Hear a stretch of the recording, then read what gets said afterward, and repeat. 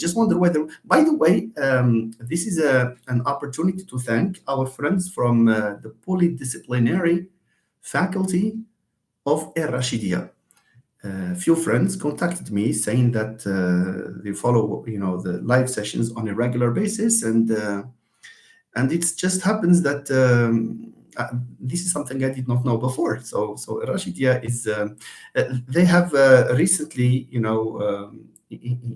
instigated or inaugurated the Department of English, and there is active learning taking place there, active teaching taking place there. I wish them all the best. So if there is anyone following us in this live, then I would like to invite you to actively participate with us. And if you have questions that you think some of our friends can answer, that will be, myself or our friends. So, because the discussion, when you ask question, it does not necessarily mean that I'm the one to answer it. Okay. Thank you. So I just felt this. I felt so happy to hear that we have people, following the channel from Rashidia, and we have them from our other countries, of course. Everyone is welcome. Okay. We are progressing in a slowly but surely fashion. Okay, Mohammed Zaraq. Hello, Professor. I hope you are doing well. Thanks for the precious initiative. You are most welcome, Mohammed Zaraq. I hope that these live sessions will continue to,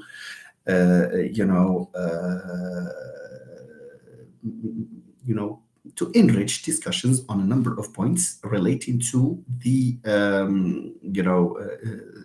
to advanced English and to academic research. Thank you very much. I don't think there were a couple of questions, of course, and I will answer them. I hope that the friends who asked me in private, because I asked them to ask the question again in the live session, because it takes some time to compose a long message to explain a point, for example, that the student question has requested. So I hope that it will take some time to, type their questions here, so that number one, so that I can answer directly, and number two, so that everyone will hear the question. And of course, the question can be asked by a number of people here, probably the same question that might be asked by other friends here. So it's good to generalize this, the information, and that's the main aim of this channel. It has for a mission the spread of knowledge. And one thing that if there is one thing that I have to be proud of, in this regard, it's the fact that the group of friends here, because we are a family of some sort. The group of friends here consists not only of students, but also of doctoral students and university professors, my friends, my dear friends, of course. This is really interesting, and I challenge everyone to gather, these categories, on a regular basis, without organizing a conference. This is really, really interesting in itself. Thank you. So this is again a second call for those people who are watching us who have not had occasion to subscribe to the channel, to do so at their earliest convenience and to hit the like button. This way, we will probably, be more motivated to hold more live sessions, and we'll probably diversify the topics depending on the needs of the followers. Si Omar Abidar, good evening. Si Saeed Rafi, hello. I hope everyone is doing well. Papillon Blanche, thank you so much, Professor. Even I just discovered the channel recently, but it was very informative. Thank you very much, Papillon Blanche. I hope you will stay with us, and you will take the initiative as does Si Mustafa Murshid and some of the friends here who keep sharing, Rida Al-Ghandour, I guess, and Bilal Zagura, and these, because I see the people who share, and I'm very, very grateful to them, because it's thanks to them that this channel has had this outreach to, to the different parts of the country and also beyond the country. Thank you. What is even more motivating is the fact that over the last few days, I have received a number of messages expressing their gratitude for the revision, the fact that they benefited to a large extent, from the syntax sessions, from the phonology sessions, and also from the spoken English, especially the phonetics part session. And one of them said, thanks to your videos, I managed to get 16 in spoken English at a time when this lady did not have any idea whatsoever about the description of consonants in terms of voice in place of articulation and manner of articulation. So this is really comforting, and this is really encouraging. And the effort will certainly sustain thanks to friends like you. We have Professor Reem Siraji here, who has consistently been, with us, and who is a faithful friend to the channel, and a good friend and a good colleague, and a very nice, very kind colleague, very hardworking as well. So she says, good evening, dear colleague, Professor Amrus. I hope you're doing well. Thanks a billion for these outstanding lives. Thank you very much. It's outstanding thanks to the outstanding people like you and like our friends here. Thank you, Si Mustafa. Really, you are one in a million, Si Mustafa. Okay, thanks a million, a billion, and a trillion for valuable time. Thank you. Different people express their gratitude and their respect in different ways, and this respect is no doubt reciprocal. Okay, nice. There have been a few questions. I don't know if I can address them here, or I can wait until the people concerned come to maybe ask the questions here. Otherwise, in the absence of those questions, we can start, we can delve, we can cut to the heart of the main topic, which is sentence structure in English. Abu Bakr Bouhaddou, good evening. I hope you're doing well. I'm doing well, Sibukar. Thank you very much for joining, and thank you for being, a faithful follower of this channel, and a faithful friend as well, because we are family members. We are like family. We are more than friends here. We are like family members. Thank you. Now, we are, there are 16 people watching. Probably there are external viewers who are not, who have not subscribed, because the number there is probably for those who are followers of the channel. There are people who may have the link who are watching us, and this is again a second or third or fourth and nth invitation for them to subscribe. It does not take anything other than a simple click.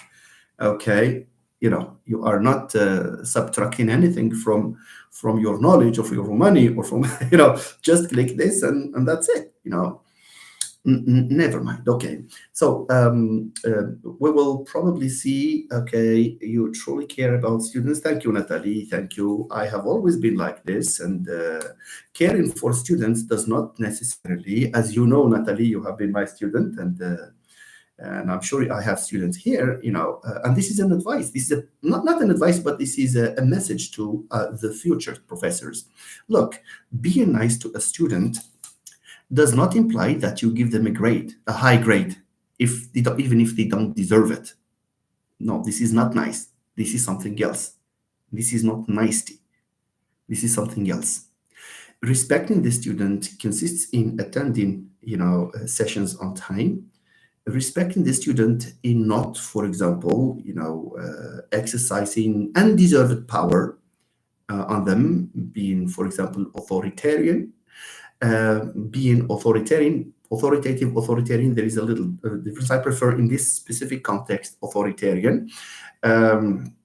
Give them an exam on the things that you have taught them. By the way, teachers here, ladies and gentlemen, future teachers, never ever include in your exams questions, that relate to topics or content that you have not covered in class.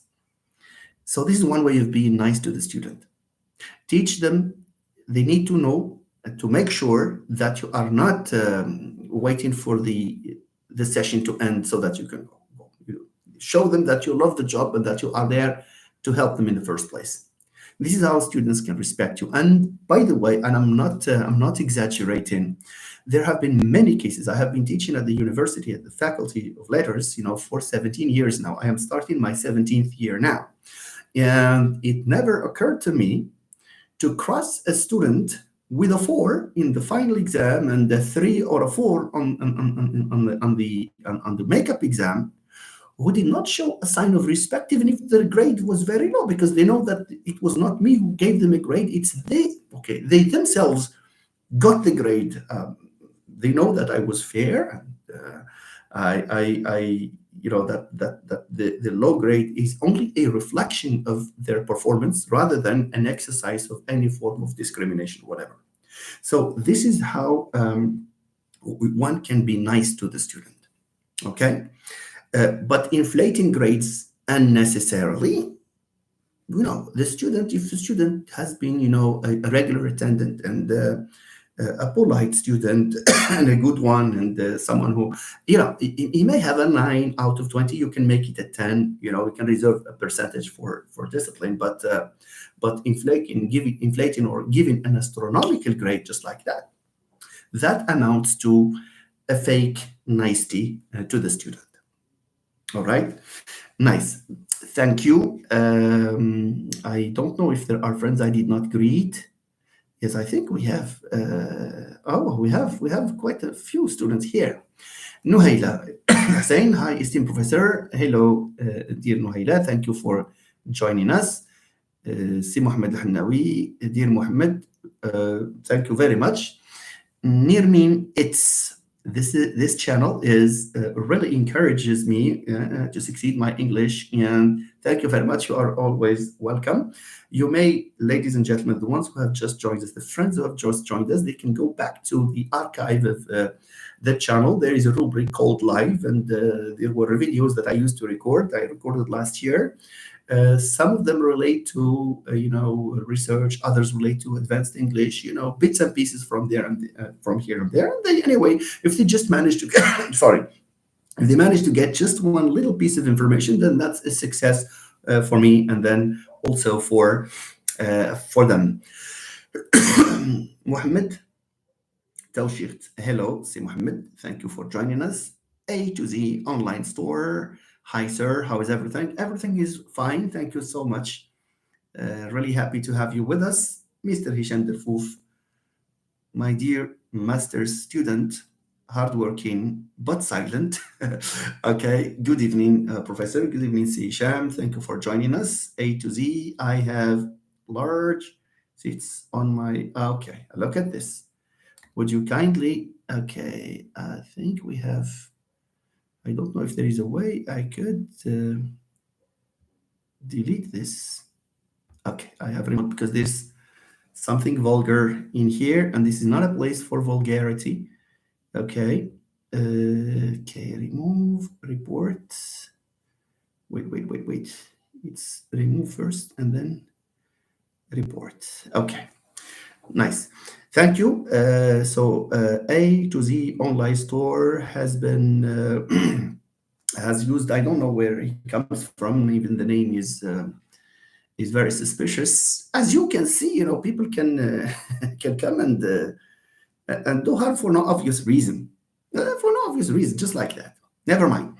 So, please, sir. Okay, Mohammed Lazraq. Okay, there is a difference between being a teacher, professor, and being an educator. Yes. Well, these terms are not clear cut. The distinction is not really clear cut. But an educator qua educator is one that does beyond instruction, beyond teaching. You have to inspire. You have if you teach without inspiring, then you are a mere teacher, and it means that you have executed your job, you have carried out your job, and then that's it. You go home. But when you are an educator, then of course you become you are an educator because you have managed to inspire people, because you have managed to make people remember you for the rest of their lives. Remember that. And let's have a small test here. I am sure there are teachers, there have been teachers, professors in your life who have not, who have taught you maybe little without a little, but whose impact has been with you for as long as you have been a student.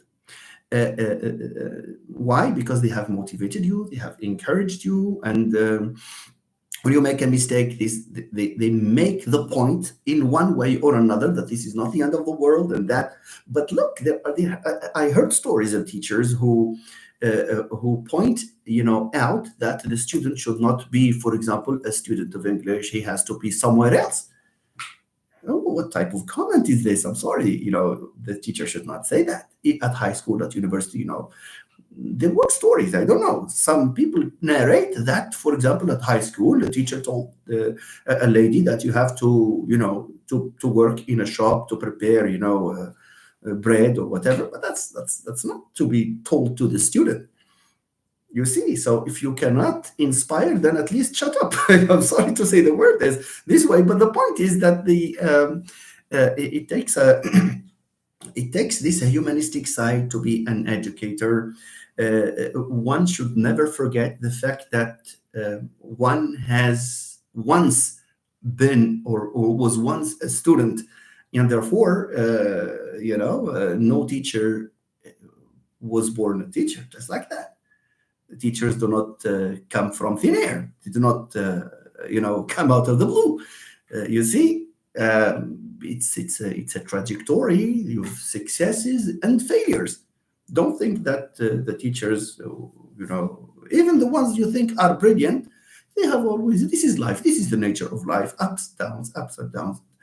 Okay, difficulties, failures, successes. One should never lose hope. One should never lose hope. But there's one thing that is that is a truth. There is a truth. It's the fact that whoever sustains the efforts and whoever works on anything that he embarks on seriously, then of course his or her dream will certainly come true. That's for sure. Okay, that's for sure. And of course, this is a call on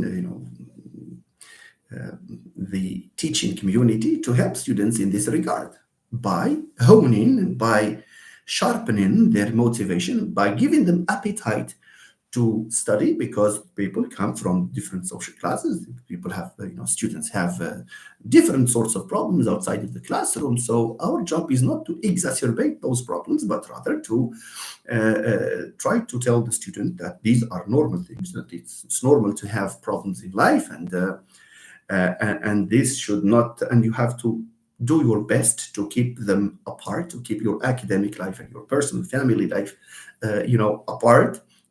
Because if you really invest in yourself academically, one day the academic success you will achieve will help you probably solve the other types of maybe the personal or social problems that you have. Okay, good.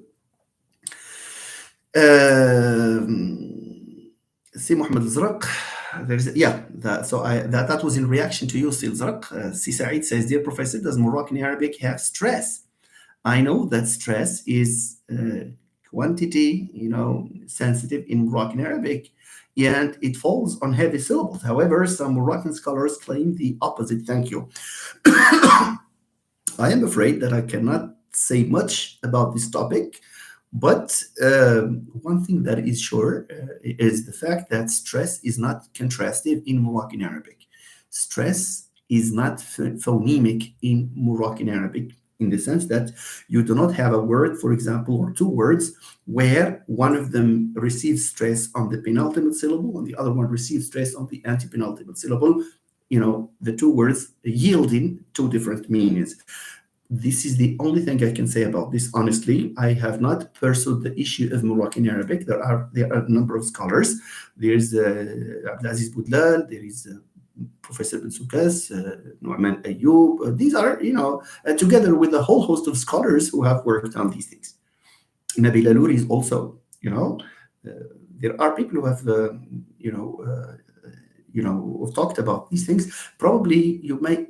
About the Amazigh language, I can say quite a few things, but not on Moroccan Arabic, unfortunately, because there are specialists anyway.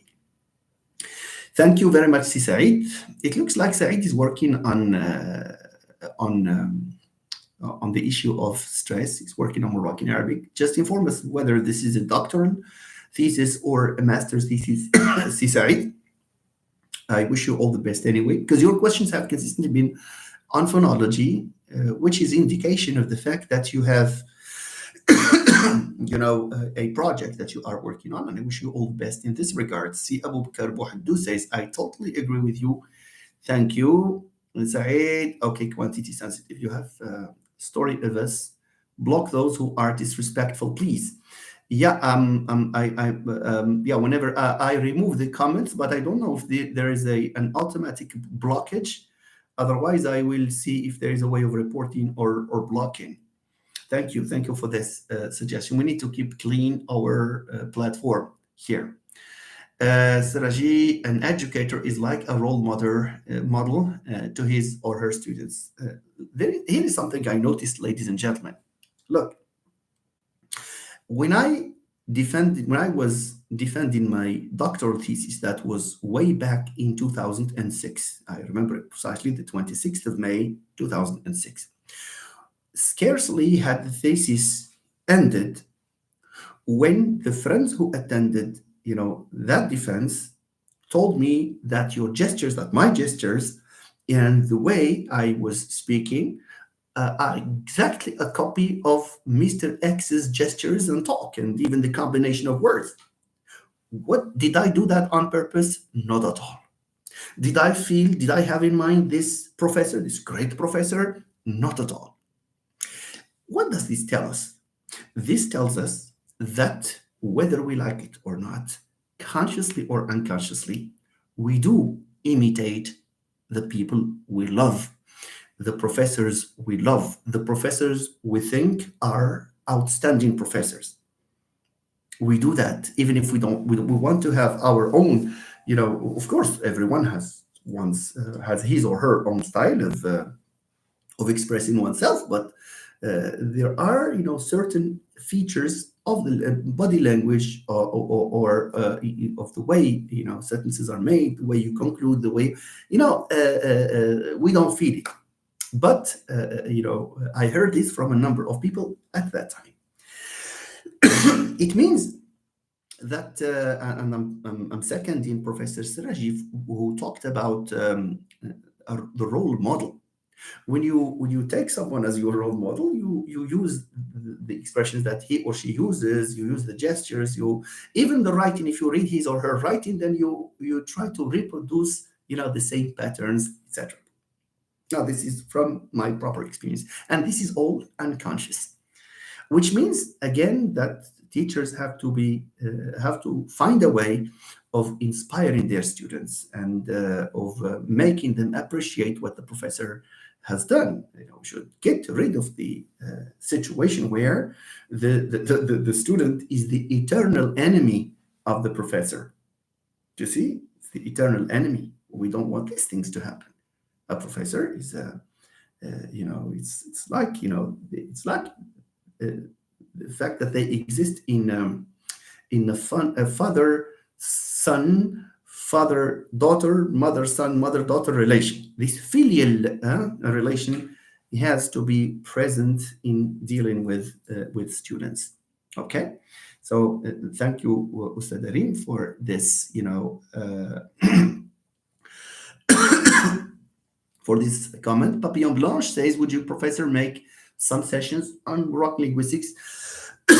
Yes, there is no problem in that, but I do admit that I can talk about, for the Amazigh language, I have no problem because I worked on the phonology, the morphology, and some aspects of syntax of the Amazigh language. For Moroccan Arabic, probably some syntax, but not phonology. A case in point is the question asked by Said that I find myself not really vested in the issue of stress in Moroccan Arabic, especially the answer to this question as to whether in Moroccan Arabic is stress timed or not. When I usually am asked these questions, I have been asked these questions, and I always refer my interlocutor to the references I have had cause to mention. Nice. Inshallah, it's going to be scheduled. These sessions will be scheduled. Okay, Natalie says this can encourage students to engage actively and confident in their learning journey. That's true, Natalie. I think there have been comments before. I will go back to them. And just that I met Natalie's comment here. These encourage students actively. Yes, yes, yes, yes. Because if they're not confident, if they are not at rest, how do you want them to learn? If just a smile will cost them, being ousted of the class altogether, and it will cost them an attitude that will survive with the professor for as long as the student is academically there. No, I don't. I think we have to change this mindset. Okay, let me go back to some previous. Okay, Abu Bakr Bouhaddou says there are people who give little, but their impact is everlasting. On the other hand, talk too much with no. Yeah, it's not about talking. Teaching is not about talking. Teaching is not about talking. Teaching is, exposing ideas and having the students interact with those ideas and giving room to the students to ask questions and maybe digress. You never know. Some students can, ask questions that are not really, really at the heart of what you are doing, but instead of blocking the student and telling him in the face or her that, well, we are not concerned with that, this is, or what type, or you can mock the question, you can poke fun at the question. I don't think that this is going to help. You have to save the face of your student, because the student is in a group of peers, males and females, and the situation when a professor points to the student, blaming him, censuring him in a harsh manner. That's not really, that's not really good, and this will leave a very negative impact not only on the student but also on the peers. Okay, and I do agree with you, Si Bouhaddou, because the it's not just about how much you talk in class. A good professor is one who, by the end of the session, feels or is given the impression that what he was saying meant something to the students. A session is successful when the students understand your content and enjoy it. And the worst that can happen is to be in the middle of the session, having people look at the watch. What a feeling! What a bad feeling! Or asking, Shasa, Shasa, you hear this on occasions. You see, when the session is good, when the session is successful, the students, do not feel, the time, elapsing. And it happened to me and to a number of colleagues that sometimes, especially in classes where there are debates, when the student feels at rest or is given, is given voice to reflect and to talk, some of them, even if you say that the session is over, say, well, we need just 2, 3, or 5 minutes. This is very important. This shows what it shows. Okay, nice. So I agree with you, Sibukar. Damien, who says, hello, sir. I hope you're sound and safe. Thank you. The lessons of the third semester will start sooner. Would you mind if you provide me with a piece of advice regarding the way of preparing for the modules? Of the third semester? I think the third semester is over. Do you mean the fourth semester? Yes. The fourth semester is generally a combination of courses that are, that belong to cultural studies and can be classified under the rubric of cultural studies and other lessons in linguistics. And the aim of this semester, the general aim, is to prepare the students or to help the students choose the track. Is it linguistics or is it literature or cultural studies? That's the thing. So you have it's basically introductory courses, okay? Together with Introduction to Research, this is a course that has been introduced at the level of S4. And I am likely to take a module here. I have been informed. This is good news. Okay, so Okay, it's a good idea. It's a good thing to, sorry, to interact with S4 students in that course. But please clarify this. The way prepared for the modules are you, or do you mean that the exam is coming? You have not sat for the exam, or because the third semester is over? I mean, I need you. I would like you to type, the right information, please. Natalie, this can encourage students to engage actively and feel. Yeah, I have responded to this, Natalie. Okay. Good evening, Ustad Atimat Shankub. I hope you're doing well. Thank you for being here on a regular basis. Thank you so much. I wish you all the best, you and Ustad Samia as well, in your endeavor to finalize your doctoral thesis. Good luck to you. It's very courageous of you to sustain this effort despite your circumstances, I'timad. Mohammed Al-Zarq, too much care that is not framed in ethics or professionalism and principles formality leads to great inflation. Well, that's the worst that a professor can do, because an inflated grade will have a devastating effect, a far-reaching, devastating effect on the student's future. You see, uh,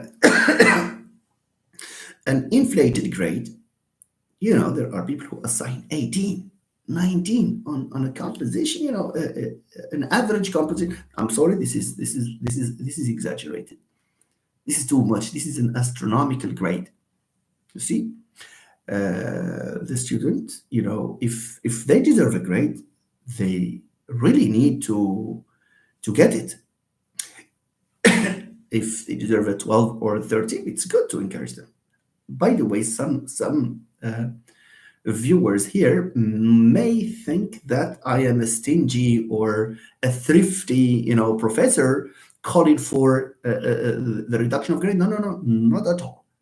I'm making the point very specific. The point is that the grades should not be inflated just like that, just to be called a good teacher, because إذا قرأتي عندها ذكر غتجيب 16 غير هكاك، غتجيب 18 غير هكاك. No, no, no. The students themselves have to know what a good professor is. The one who gives you, my friend, look, the one who gives you an inflated grade, and in your inside that you don't deserve that grade, but you got it. Don't be that happy. Don't be that happy. Because there will be semesters that come up and you will so be surprised. And it's a shame to get a 17 here, and next semester on roughly the same or related course, you will get a 3 or a 4. No? Okay. Good. Atimat, okay, I've answered you. See, Muhammad Al-Zarq says too much care. I think, respond to this. Saeed Rafia says, Professor, you are right. I'm a doctoral student working on the secret languages in Moroccan Arabic from a phonological perspective. This is interesting. I wish you all the best. Very good topic, the secret language. But do we have this secret language? Because I know that the French have this type of code. I don't know if this is it in Moroccan Arabic. And if you would like us, to illuminate, if you would like to illuminate us, Saeed, with a couple of examples, so that we can we know what this secret language is, or examples of the secret language. Thank you. Okay. See, Mustafa is asking a question to see Saeed, I guess. No, see Mustafa. Okay. Mustafa, he has written a lot. Okay, that's good. Like, this is a difference. This is a discussion between the two scholars.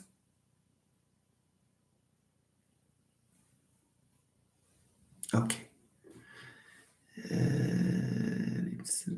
My pleasure. I'm a bit lost here. Now there's educators. Yes. All right. So there is Abdel B.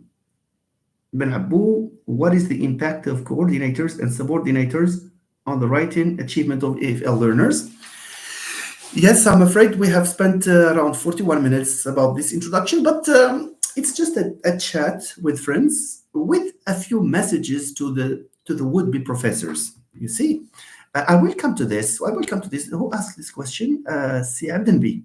Yeah, I think, I will answer this question in passing as I discuss the difference between coordinators and subordinators, inshallah. So just stay with us.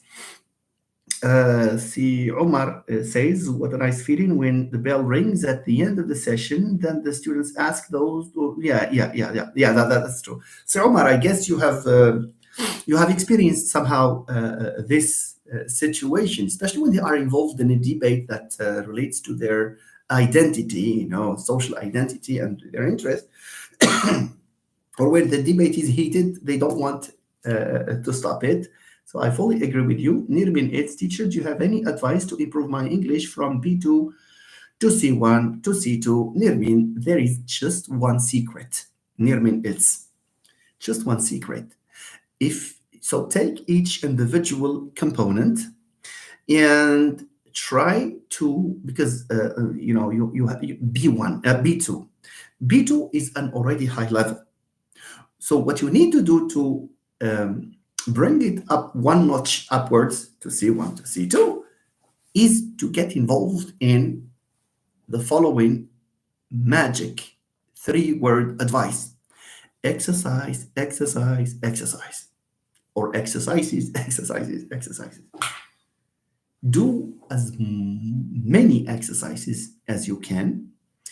If there are, exams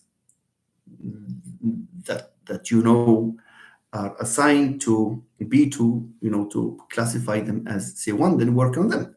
Work on previous exams over and over and over. Things will become automatic. I would suggest also that you watch discussions and debates that are, of a formal nature. Jot down expressions, see how people, respond, see how people, and of course, you need to read short texts. Sorry, short formal texts. Read them intensively. Don't read them, just intensively means what? Means that you read the text, give it a first reading to understand the main idea there, and then you go sentence by sentence, and you have what we call this microscopic analysis of the text. Ask yourself a question: why is this word here? Why is this expression here? This is what I did personally to learn about the English language and a few other languages. It's a very important thing. You can't imagine the impact of working on exercises. Practice makes perfect is a proverb I heard at the beginning of the 90s, and it holds true, and I have ever since, been convinced of it. Okay, nice. See, Hisham is saying, what should the teacher do when the students are of a different levels in the same class? This is one of the challenges. So we have this heterogeneity of groups and class size also. Class size. So here, probably the best approach is to select the students who are not on a par with the ones you think are advanced, and probably involve them with extra tasks. Give them extra work to do, and that's an extra work for you as well. So if you are willing to walk the walk, then this is a very good idea. So it's good to have this individualized learning approach. Do that probably at the beginning of the semester, so that you will bring them roughly to the same level as the others, and then this way hopefully the problem will be solved. Of course, it so happens that in some of the classes, especially at some institutions where you have people who have maybe a baccalaureate in sciences and with very little interest in language, and they need students who come with a solid background in English. Of course, they cannot be the same. You will not be doing justice to either of them, because if you give a relatively easy test or exam, then the others will have 20 out of 20, and If you have one notch higher difficulty, then of course the others may have a very low grade. So the solution here is to do your best.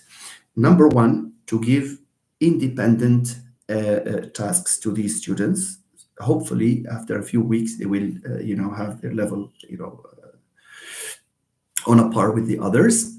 And the other thing is to have the segment in the classroom, the hardworking segment or the advanced, somehow the higher level, work with the low level. That's peer teaching. This can be amazing. So you can give exercises that are somehow difficult, but you ask students to, when you correct them, you ask the students to explain, or to try to find solutions to try to find answers, with the other group. When you mix them, that's you can do that on purpose. You can do that as a strategic, course of action in order to level them up so that they can look relatively homogeneous. It's one of the challenges, Mr. Hisham. Okay, Atimer, thank you. You are welcome.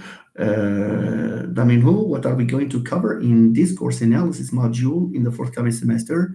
I am afraid I cannot answer you, Daminhu, for the simple reason that I have never taught, discourse analysis.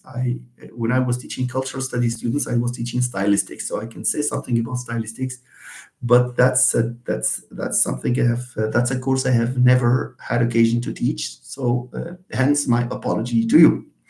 Si Jamal Mukrini, thank you, Si Jamal. You are welcome, and thank you for joining us on a regular basis here.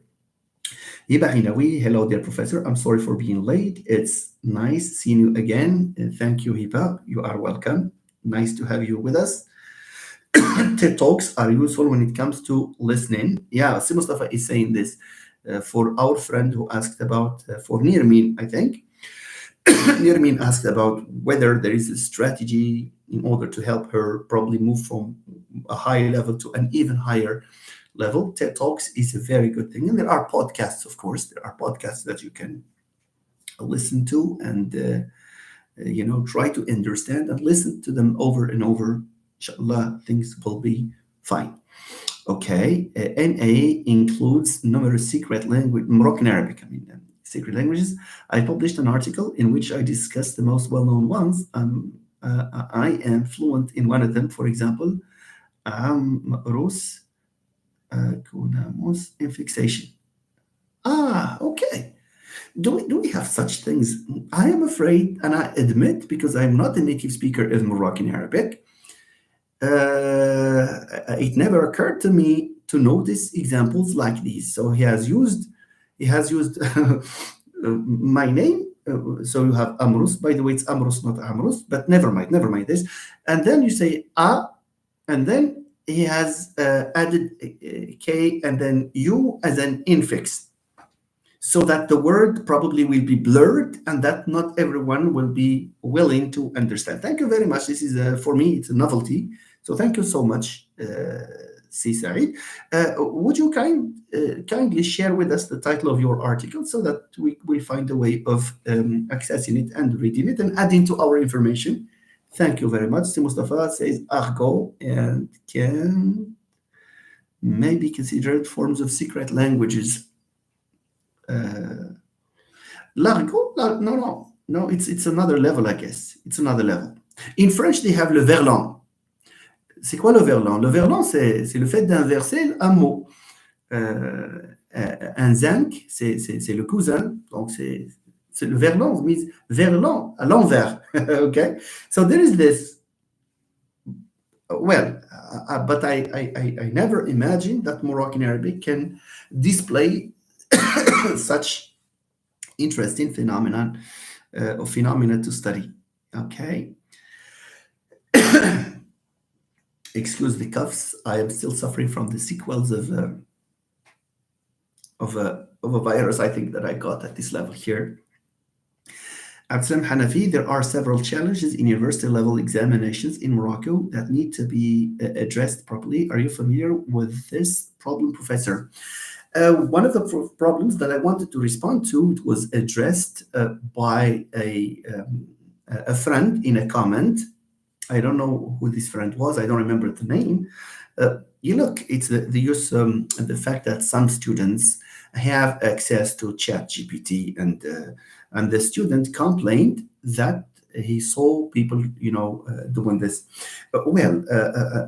Number one, this is let's not hide the fact. This is also the job of the invigilators to stop these students. That's number one. Number two, I don't know if the friend who asked the question is with us here. My friends, if those of you who complain that there are people who cheat and they have high grades because the friend says, well, I was wondering whether I can do that too. My answer is no, you should not do that. You know why? You know why? Because you listen, please. Do you know that the people who resort to cheating at the university level are the ones whose objective or objectives are so limited?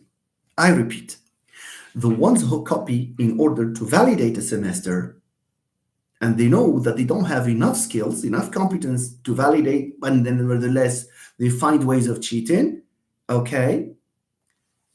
They are not doing themselves any service. They are doing themselves disservice. See? Why? Because, okay, just imagine we have an S3 student who has copied. This S3 student, let's say, something will happen and he will get 50. How about S4? The same thing? Improbable. Because if he is not caught, he will be caught there. And let's say he manages. And let's say he manages in all the semesters. What comes after licence? MA, master's. And what? Maybe teaching, probably private or public. Do you think that there is an institution on earth that decides to hire a teacher by saying, give me your diploma, you have a BA, yes, give it to me. Oh, very good. Yeah, go and teach. No, my friend. No, my friend. They will scrutinize you. They will see whether you deserve that BA or not. If you write a jumbled paragraph with mistakes, in every single line and with problems here and there, you don't know how to express yourself, then, of course, you will not go any further than that BA if ever you manage to get a BA.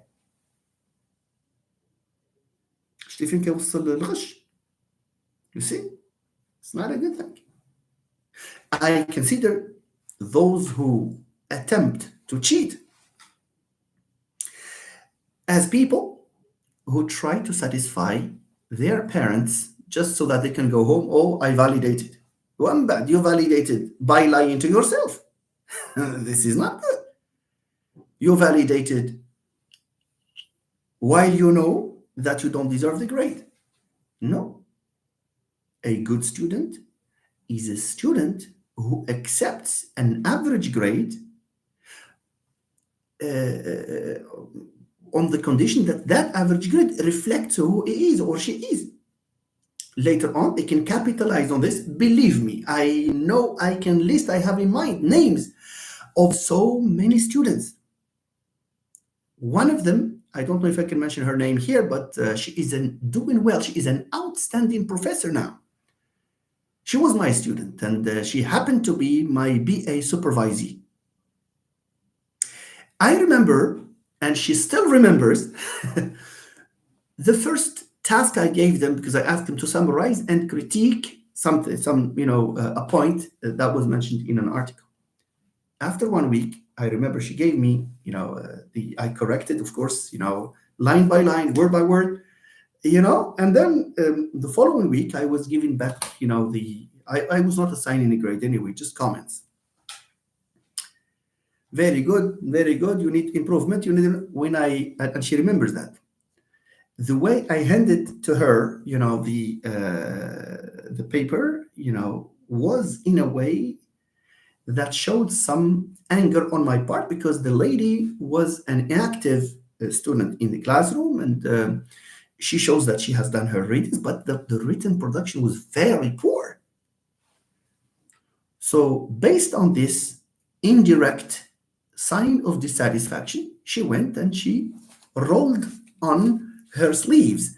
And then she started, and after a few weeks, she managed to produce outstanding pieces of writing. Believe it or not, in the course of her BA, that is to say, it was the spring semester, she managed to publish an article. She managed to publish an article just like that. And of course, when she told me that she held she went for an interview for recruitment at the level of high school, and she started talking about SPSS, talking about theories of learning, and in an eloquent English. And people were. She told me that the professors were really not just satisfied, but they were really amazed at how she managed. Why am I telling you this? I am telling you this because as they say, لا يصح إلا الصحيح. I'd rather get a 10 on a given exam and take that 10 and capitalize on my knowledge, and that 10 will certainly be a 12 or a 13, so that when I have my BA degree and I apply for a master's program, you see, I will be accepted, or at least I stand very high chances for being accepted. Let me give you an example of the master's program, master's groups we have had so far. Thanks to the test that we give them at the beginning, we have managed to filter out a large number of students and keep the ones who really deserve. You see, and look at the way they write. I can take some of my students are watching me here. You take any one of them, you take the writing of any one of them, and you will be amazed at how eloquent they are, how accurate they are. How you see, I'm just giving you examples, and this is a message, an answer, a direct answer now to the friend who asked me this question and who made the complaint that there are people who copy. إلى متى؟ أو copy. You see, they succeeded. And they can organize a party at home, and the parents can pride themselves over having a brilliant son or a daughter. Next semester, after the BA. No, so this is something you have to bear in mind. So never ever say that, well, they have a higher grade than me. Don't count it in terms of the number, the grade. Count it in terms of what you have in mind. Whether you are a good user of English, and that's why, I will not shy away from saying this. I have students, seeing students' writings at the level of S6, you see, and it's really, you wonder how they are there. Some, not all of them, of course. Some of them are, many of them, not some, many of them are outstanding. But a handful of these students, do not know how to produce. And by the way, this is exactly what motivated me to talk about sentence structure, because I believe that they have a big problem when it comes to the production of a single simple sentence, let alone produce a chapter or a monograph. See, so no worries, please. You see,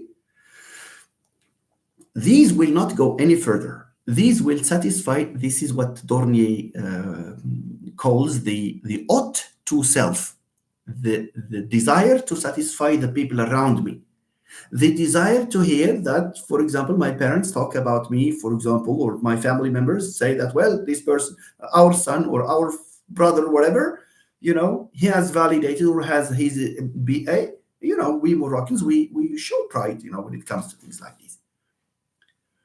But what next? What's next? Do you think that people who do this will reach the doctorate level? I doubt it. I doubt it. I doubt it, صراحة. Do you think that they can be hired? If they are hired in the private, they will teach one semester, and then people will find a way of firing them. You see, because nobody is so crazy as to invest large sums of money in a private school to have private and hire someone who will destroy the reputation. Think of it this way. And let me tell you that if you do not become teacher in the public, you can become private and you can work elsewhere. I have many students who are now very successful teachers in China, in Vietnam, in different places in Asia, and they are making a lot of money. Why do you think they are there? Do you think those people are crazy to hire anyone, any passerby who has a BA? No, they are filtered. Interviews, exams, etc. And they track you as a teacher and they check what you teach. And if you are a teacher and still say he drinked, then what is professorial about you? Excuse me, I may be harsh, but this is the reality. This is the truth. Okay, really nice.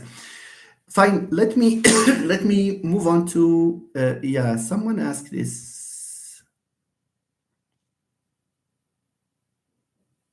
Yes, okay. Salam, I think it was in reaction to your and this is in fact this has reminded me of a question I received in the comment. And of course, cheating has existed for as long as human beings have existed. شوف ما بني على باطل فهو باطل. Be convinced of this. Be convinced of this, and you will be very comfortable. You see, do your job. Work as hard as you can. You are there for a mission. If you want to satisfy your parents, it's not by having them say, well, I have validated. No, it's by seeing you achieve very high level, the real desired level in the future. Having a career, for example, with your English. All right? Nice. So Said says, thank you, dear professor. Here's the title of research paper, an optimality theoretic analysis of a Kuhn dummy infixation. Wow, this is really, really interesting. This is really interesting. I would love to have a look at this article. I'll look for it. I'll copy. See if I can copy this. Or please, would you kindly send me the title, Said, in the private, on Messenger, please. Thank you, Natalie. She wishes me a speedy recovery. Thank you. Slam. Yes, that's me. Slam. Okay, so it was you. So I hope I have answered your question. Nathalie Leblanc says, La Russe is La Russe, la Raus. I don't know what it is. It's a secret language. Raus is a secret language. In the word kitaba, we have substitution of the word miktaba. Okay. Natalie, I have never heard this. Probably because I'm not a native speaker. But this is really nice. Thank you. Thank you for adding to the discussion by mentioning this example. I'm aware of all the references you have provided. Thanks a lot, dear colleagues. Okay, thank you so much. Okay, Said, there is always room for improvement, dear professor. I started learning English at the age of 25. Look at this example of Said. Look, I'm still working on it.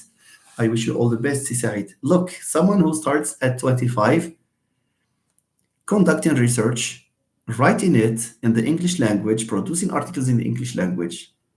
There is no limit to your potential, to our potential, I mean.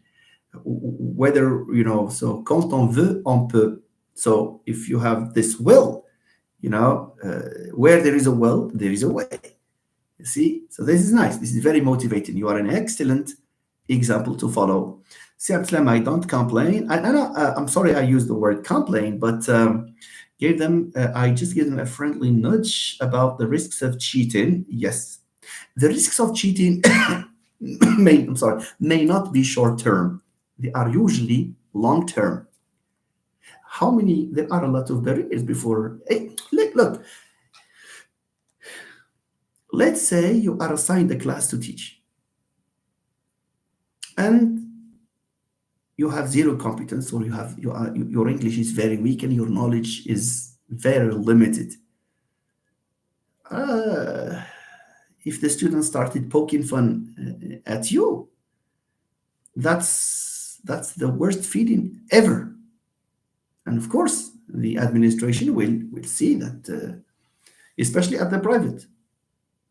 See, and these people, of course, I have no shred of doubt about it.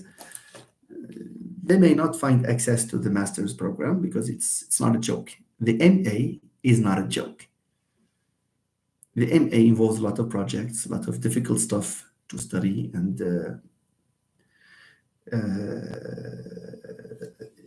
problems relating to language use should not survive. Should not be persistent in at the level of the master's program. The main concern should be content. Okay. Their testimony might just be paperboat in a storm during the interview. Yeah, I'm very happy that you worked on yourself, as you said, Siabslam. Just keep motivated and understand that cheating will not lead you anywhere. Just forget about it. Be yourself. You see, try to invest in yourself academically. Nuhaila, Mr. Rafi, you are strong evidence to refuse the critical period hypothesis. Nuhaila is talking to see Rafi, and she invoked the notion of the critical period. Yeah, in this case, he has challenged all sorts of theories because he became, he writes English in a very fascinating way. Thank you. See, Mustafa, the same thing happens at the doctoral level. Some researchers are looking for little, the title of a doctor in their own concern. No. They will not, they are doing more harm than good to themselves in this era. You see, theses can be accessed whether you hide it or you don't or whatever. Your thesis will be accessed. If people want to read your thesis, they will read it. That's it. See, and it's a shame to, it's a catastrophe. It's a shame to find out that, for example, once your student, for example, makes negative comments about your thesis. Just imagine the feeling. Okay. And I think that the the new anti-plagiarism software that has been introduced is one that one can detect not only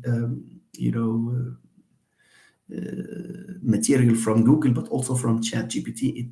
It has this capacity of saying that this is generated by AI. How are you doing, Professor? Si Abdul Hakim Garbawi says, thank you, Si Abdul Hakim. I'm doing well. Thank you so much. I enjoy watching your videos. Keep up the good work. Thank you. This is really encouraging on your part. Thank you so much. I am one of those warriors. I'm proud of myself. I'm moving like a turtle, but they say move slowly but surely, because what matters is the destination. It's where will you be 10 years from now? Maybe moving either by being stable at an institution and maybe working on your thesis later on, or moving from one institution into another, because everyone discovers that you do not reflect the level of your diploma, of your BA. Saeed, okay, yeah, she said it all, and you see, you were in the silent period for a long time. Really nice, Saeed. You're an outstanding example to follow.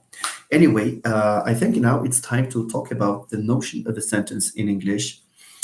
The reason why I have decided to talk about the notion of a sentence and sentence types is the fact that there are students who apparently do not know what a sentence is. Why? The starting point of all of this is the idea that a sentence is a unit of thought.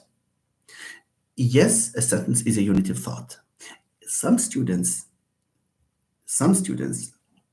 would write sentence after sentence after sentence because they have heard that the sentence is a unit of thought, and because the idea has not finished, they think that they can write a number of sentences without any barrier between them, and therefore the sentence will be correct. The little problem resides in the misunderstanding of the word unit of thought. Unit of thought, but with conditions, because after all, a paragraph is also a unit of thought. An essay is a unit of thought. A whole book is a unit of thought. A PhD thesis is a unit of thought. You see? So what is a sentence? A sentence can be defined from a linguistic perspective, from a writing perspective. It can be defined as a group of words, of course, that where there is a meaning, that's for sure. And it is defined as a group of words starting with a capital letter and ending in a full stop. You might say that this professor is crazy because he's talking about capital letter. Believe it or not, I saw copies at the level of S6 where the capital letters are not respected. And the problem among so many students is this outdated belief that in 2025 I will still care about capitalization. My friend, this is academic writing. You have to care for capitalization, and this shows whether you have good habits or bad habits as an academic. You see, let's start just with this capital. Do it on purpose and make your first letter capital. If it's an A, make it a real capital letter. Pride yourself on knowing, you see, when to use the capital letter and when not.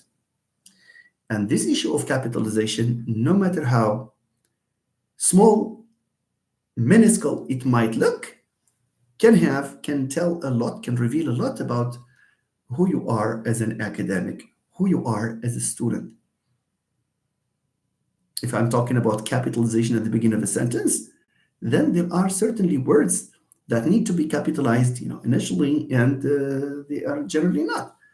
They are generally not when you read. They are not capitalized when you read them in many students' writings, let alone acronyms and abbreviations like PhD, doctor. Different people write it differently. No, one has to start with this little issue of capitalization. You see, because there are students who wrongly believe, you see, that what is important is the idea. Language is very secondary. No. I swear, it's not secondary. You don't like secondary. No, it's not secondary. Language, the way you write, is as important as is the content that you are delivering. There are rules that you have to follow. Okay, sorry. So a sentence, yes, it's a unit of thought, but it's conditioned by, it's starting with a capital letter and ending in a full stop.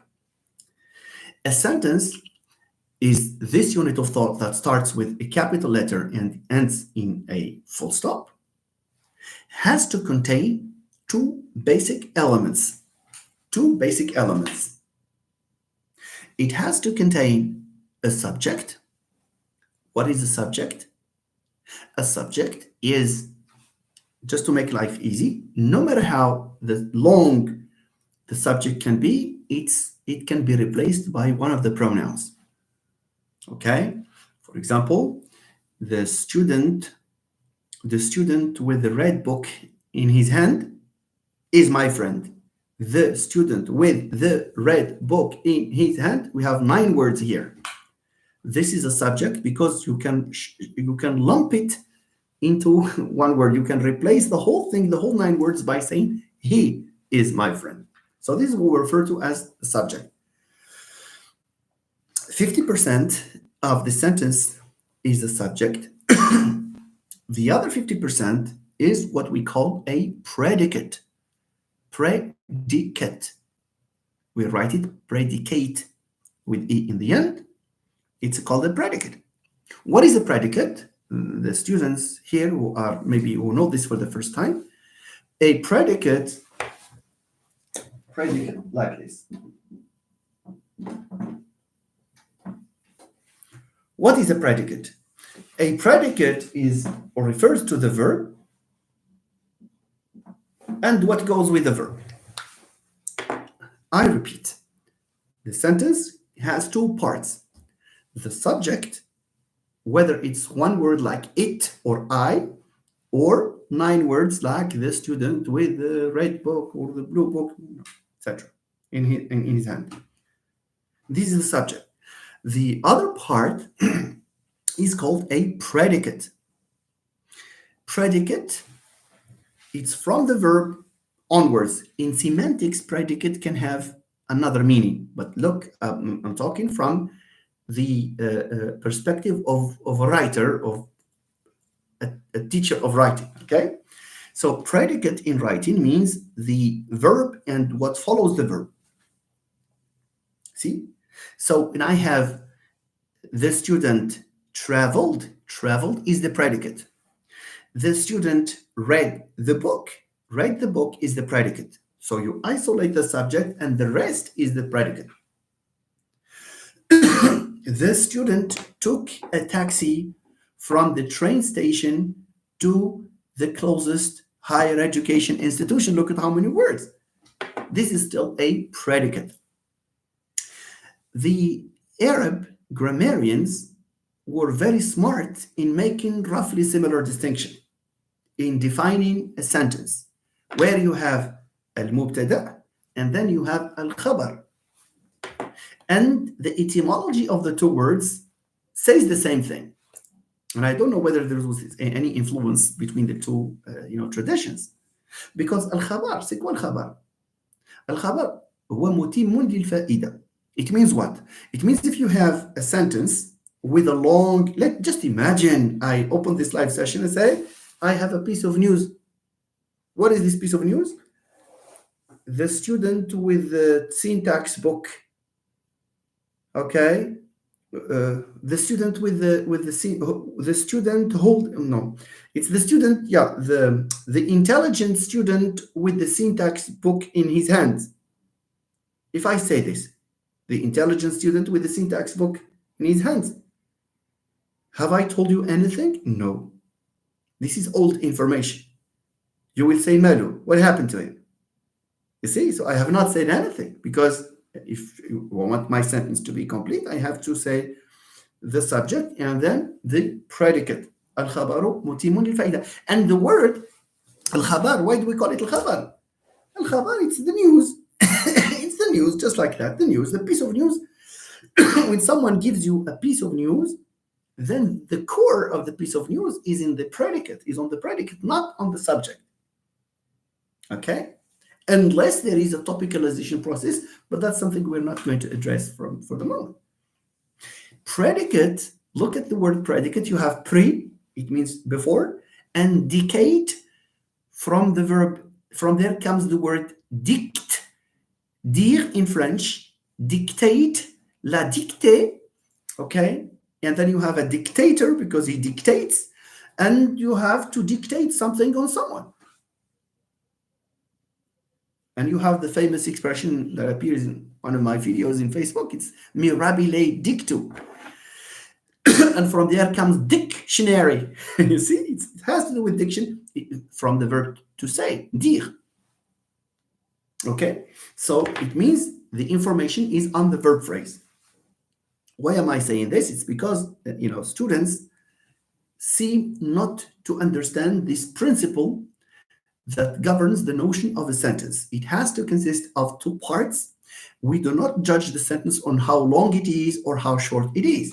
Look at this.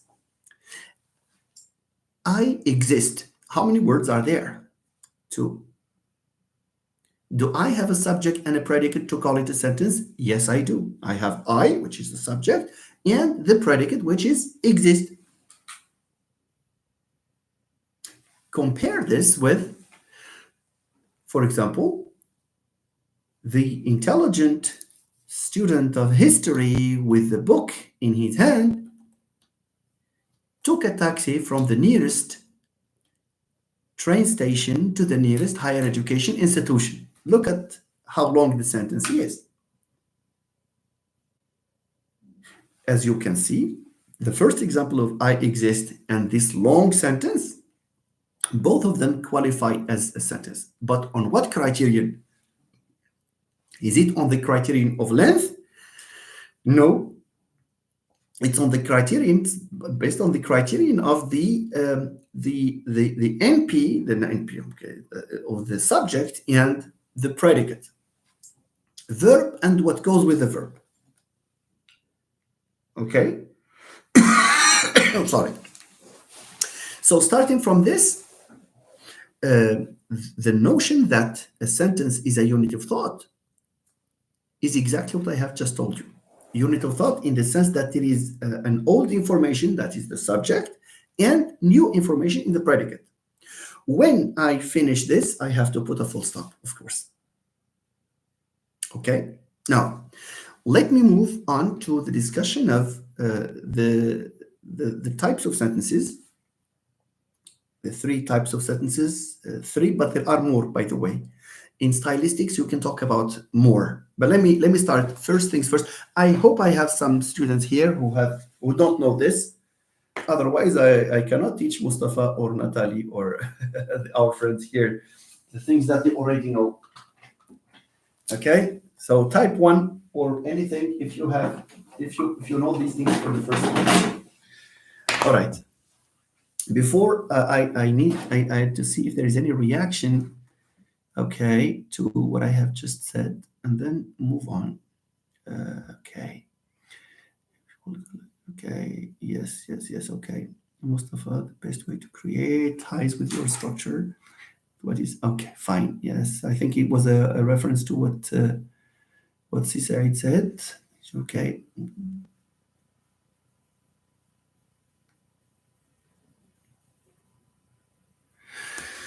Yes.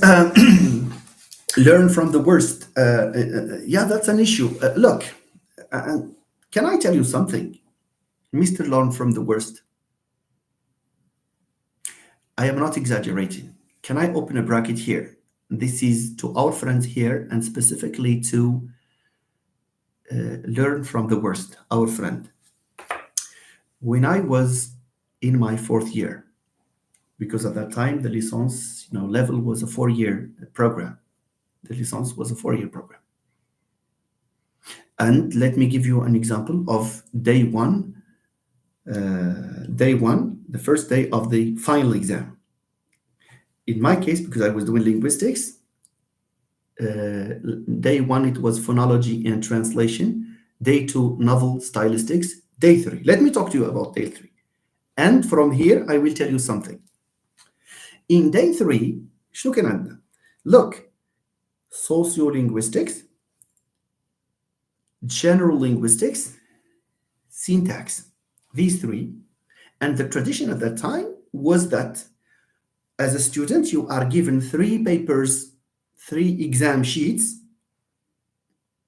each representing one of the courses. You are given the 3, not like now, you take the first test, you have a break, you come and you take, no.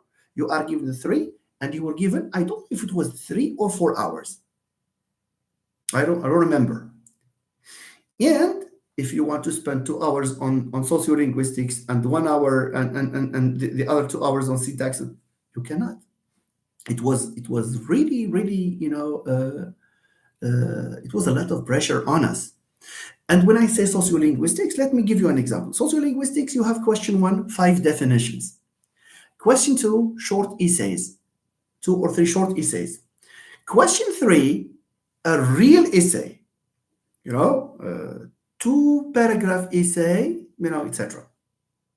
I remember the instruction in no less than 2 paragraphs and an introduction and conclusion, discuss the notion of, status planning, etc. You know, so this is just sociolinguistics. Smart. Then general linguistics, with the schools of linguistics, with all of these things, paragraphs. Yes, no, I don't think there was an essay, but a series of paragraphs to write.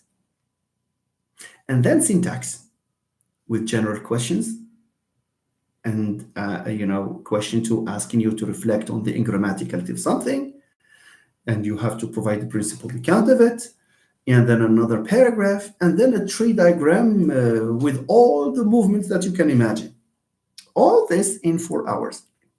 Why am I saying this? To learn from the worst, and by implication to everyone here, especially the ones at the level of S2, S3, are about to do S4. There is one thing, and by the way, just to complete this information, for those of you who don't know about the old system, our papers would be, taken, and having the upper part of it where you have your name taken out, they write just the number here and the number next to your name so that they can match later on. It means the papers were anonymous. These papers were taken by professors, and the professors spent some time at home, maybe 1 week, 10 days, to correct the papers. And the professors at that time would meet at the university and exchange the papers for the double correction. And where there is a disagreement, the grade can be pulled downwards. And the slightest mistake can cost you, a lot. And if you don't have 10 on these 3 combined, you will repeat the 3. Just imagine you have, for example, 14 in syntax, you see, and then 10 in sociolinguistics and 7 in general linguistics. 14 plus 10 plus 7. 14 plus 10 gives you 24, plus 7, it's fine. Let's say you have just 5. You have, for example, you have 11, 10, and then you have 6. Just imagine, you have 10 plus 11, that makes 21, plus 6, that makes 27. What does it mean? يعني عندك 12 وعندك 10. It means in the second session, the makeup exam, you have to repeat the 3. That was the system at that time. It was hard, and it was, you see. But a number of students managed. Why?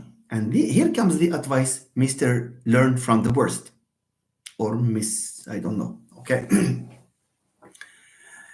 When it comes to essay writing, sometimes there are students who are assigned 1 hour to write a paragraph, and they do not manage to produce a paragraph.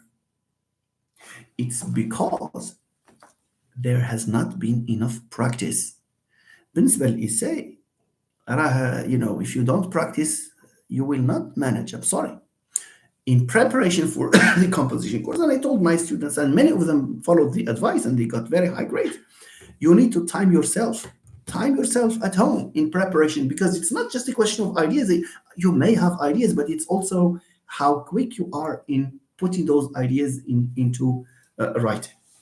Okay, so you need a lot of practice, and this is a message for the future, also for future courses that you have, especially the ones that relate to writing. Even if you have other, academic courses that you answer in writing, when you prepare, try to prepare by writing. I always tell my students this. Do not prepare just by discussing with friends. هذيك فهمتها. فهمت أنا كنت تعرف هذه أنا كنت تعرف. General linguistics, I have no problem. For example, ولكن you don't have a problem. Are you sure that you can put your ideas in a nice way, spontaneously like that? No.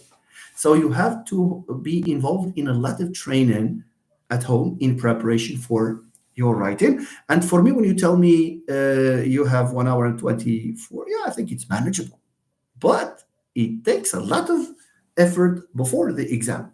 It's normal to tell me that if you have 2 hours to produce those 5 paragraphs. He says if you have not had enough training, you will not, of course. You see, manage. All right. Nice. Okay, Mr. Learn from the worst. Thank you. And by the way, Siab Slam says, I would like to acknowledge that I discovered your lectures through Professor Saisi Mohammed, who kindly praised you as a wonderful colleague. And, oh, thank you very much. Saili, you mean? Is it Saili Mohammed or Saisi? Please check the family name. Thank you very much. Thank you, Siab Slam. I'm very happy that you have joined us and you have become a friend. Okay, nice. Nuni Nunus, you're brilliant. Oh, thank you, Nuni Nunus. Thank you so much. Okay, Si Mohammed Bouknifi. I still remember in 2006, the first semester, we had morphology for S1 students. Yeah, it was called, I guess, morphosyntax. There was this course. It disappeared later on. I taught it in 2009 when I made my first steps into the university. Yes. There was the assistance, Mustafa, as well of 8 modules. I remember that. Yeah, it was very tough. It was very hard, and later on it was alleviated. That's true. So Mohammed says, if you want me share a copy of the grades, I can do it. It was a mistake. I guess morphology can be taught in. Sibuknifi, there was this morphosyntax, but different professors dealt with it differently. Dealt with the course differently. Because I was more into vocabulary, and so what we're doing was just isolating morphemes and talking about the etymology of words, and so I was granted this flexibility. So we did this it was an enjoyable course, I remember. To me, I don't know the students, whether the students found it enjoyable. Okay, good. Learn from the worst to underestimate some modules like composition. Yes, Mr. Learn from the worst. If you ask me the question as to why many students display very poor writing skills, I will tell you it's their attitude towards composition. What happens? What happens is that there are so many students who are very fluent when it comes to the use of English, to spoken English, to express themselves very spontaneously, very accurately, very effectively. And they think that they can do the same in writing. Why? Because they think that they can take a pen and start writing what comes to their mind, like that.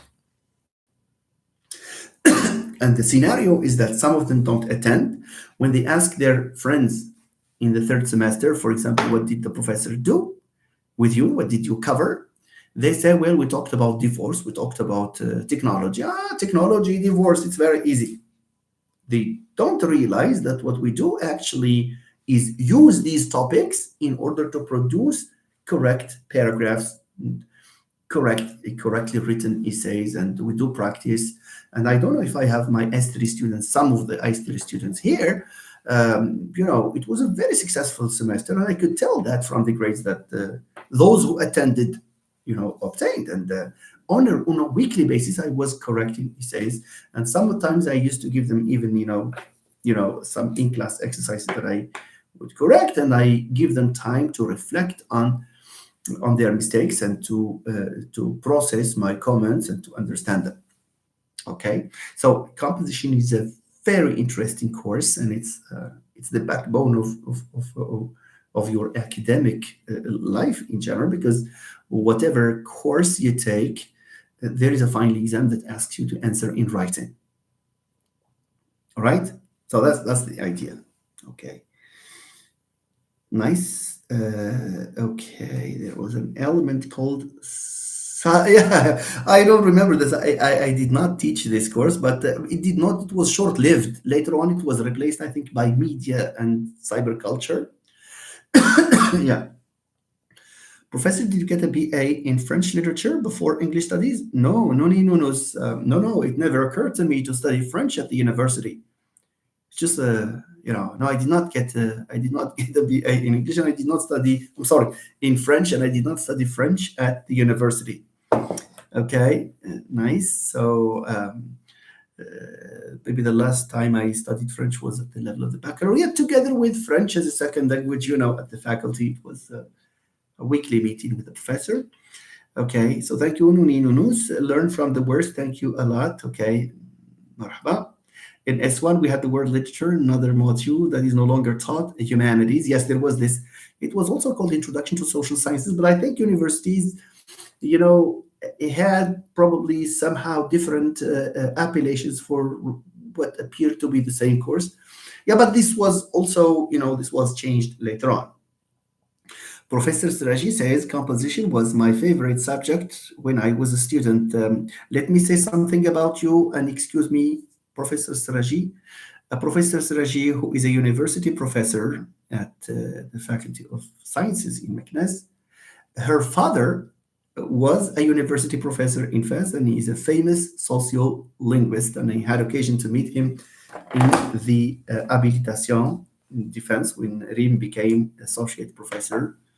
So greetings to your dad, and thank you. So it's natural because you were probably sensitized to the importance of composition. All right. Learn from the worst. Mine is guided reading and oral communication. Yeah, these are all, the act in concert to make of you a competent professor. That's a competent user of formal and academic English. Phonetics, phonology, and morphology society. That shows in the type of research you are conducting, especially from the point of view of optimality theory. Some of my master students are probably, you need to get in touch with them. I don't know whether we have them here. I have students who nourished this interest in pursuing and conducting research on the phonology of Moroccan Arabic, so you can exchange, materials and probably also ideas and discussions. That's how a community can be built. Yeah. Iman is working. Iman, I don't know whether Iman is working on phonology. I don't know, but there was another student. I don't know whether she is with us here, but there were others, maybe two or three. You see, I had a module called World Englishes. From there, from there you started. You see, I loved and decided to become a scholar in the field. Inshallah, you are already one. I'm looking forward to reading your thesis, Mustafa, and enjoying its contents. And yeah, thank you so much for giving us this opportunity to move from what is mainstream, maybe to mainstream second language acquisition or mainstream applied linguistics, to a topic as under researched and at least locally in Morocco. So it's not really, people do not talk about world English. It's not as though we have been instructed to use EFL, notion of a native speaker, as though there were only one English. Podcast, stylistics and translation studies. Yeah, these are all fascinating. And by the way, it's when you see students favoring this course over other courses, this is healthy, because you need to have that comfortable zone where you feel that you can do well, and and maybe this can lead you to be a specialist, as is the case with Mr. Saeed here, Saeed Rafi. You see, so that's how you become a specialist. Mine was phonology. I remember my interest at the level of third year at that time was phonology, and I had dreams of becoming a phonologist one day. And I was even recommended to join the masters at Sidi Mohammed bin Abdullah Harmeraz. And at that time, I found an opportunity here at the Faculty of Education. And what prevented me actually from going to Fez was the fact that I was I got used to Rabat, and I didn't want to move. I don't know whether I made a mistake or not, but that's what happened. Okay. I remember we were asked to analyze an aphorism in stylistics exam, and I got 16. That's really nice. This is interesting. Okay, so thank you for this discussion. Let's move on, please, to the discussion of the different types of sentences. And before that, let me just talk to you about the notion of a clause. What is a clause? Uh, yeah, so of my thesis on ProDraw. Oh, that's really nice. So I can send you my work. There is no problem with that, Sisai. Thank you so much. Thank you. Okay, yeah, Sibudlal is someone who is very helpful. You can contact him, and I'm sure he will. He has this generosity of helping other people. Podcast خطوة خير. Yes, I teach composition. I have been teaching composition for a number of years. Now let's move on to the notion of clause. Some students do not distinguish between a clause and a sentence. Okay? With respect to the sentence, we made the point that it has to have a noun phrase and a verb phrase, and it has to start with a capital letter and in a full stop. Now, what is a clause? A clause, ladies and gentlemen, a clause is, is a group of words where we can locate a subject and a verb. Where you can locate a subject and a verb, that's a clause. So, for example, when I say, he is nice, is this a clause or not? Yes, it is. Why? Because I have he, that's a subject, is verb. This is enough for me to say that this is a clause. Okay? Now, let me say something else.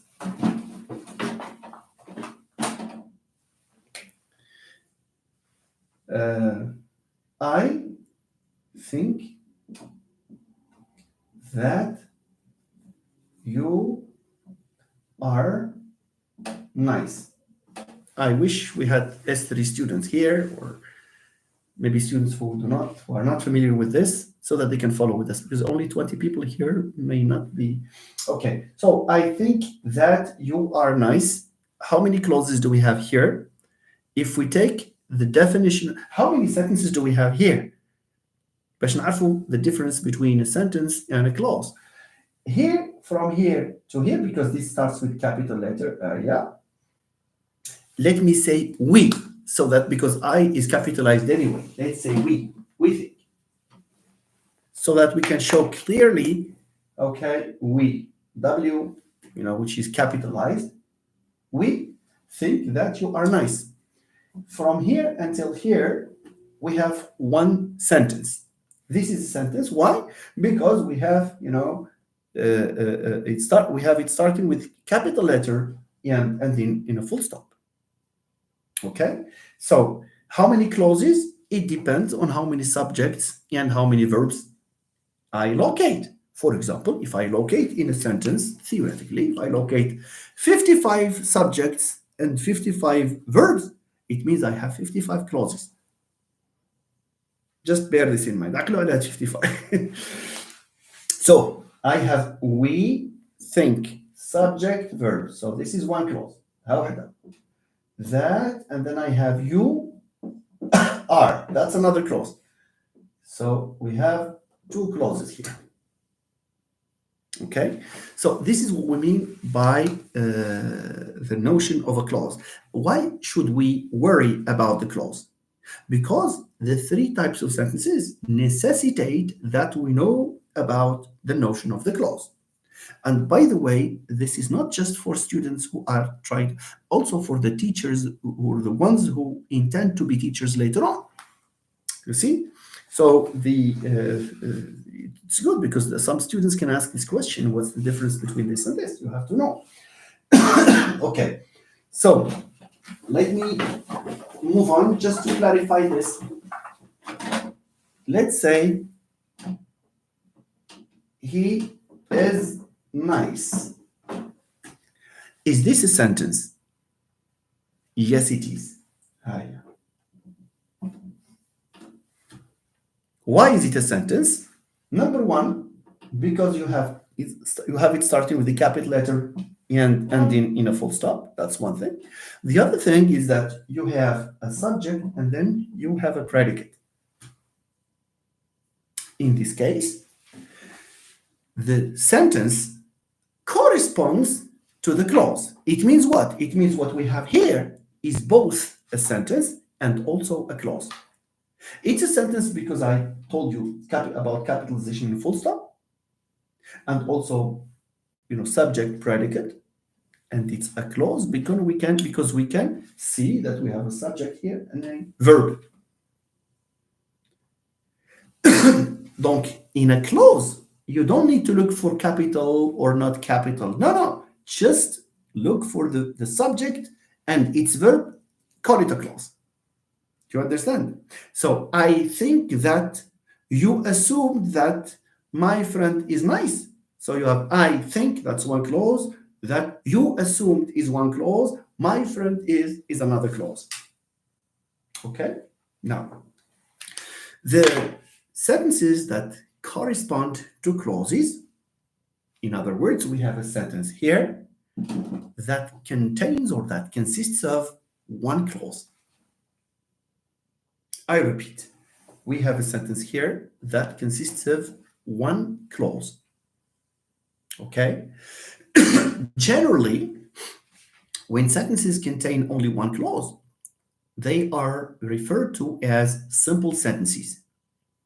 So what is a simple sentence? A simple sentence is a sentence, of course, because it starts with a capital letter and ending in full stop. And it contains one clause because it contains one subject and one verb. Okay? And of course, as Si Ali says, Mr. Ali, how are you?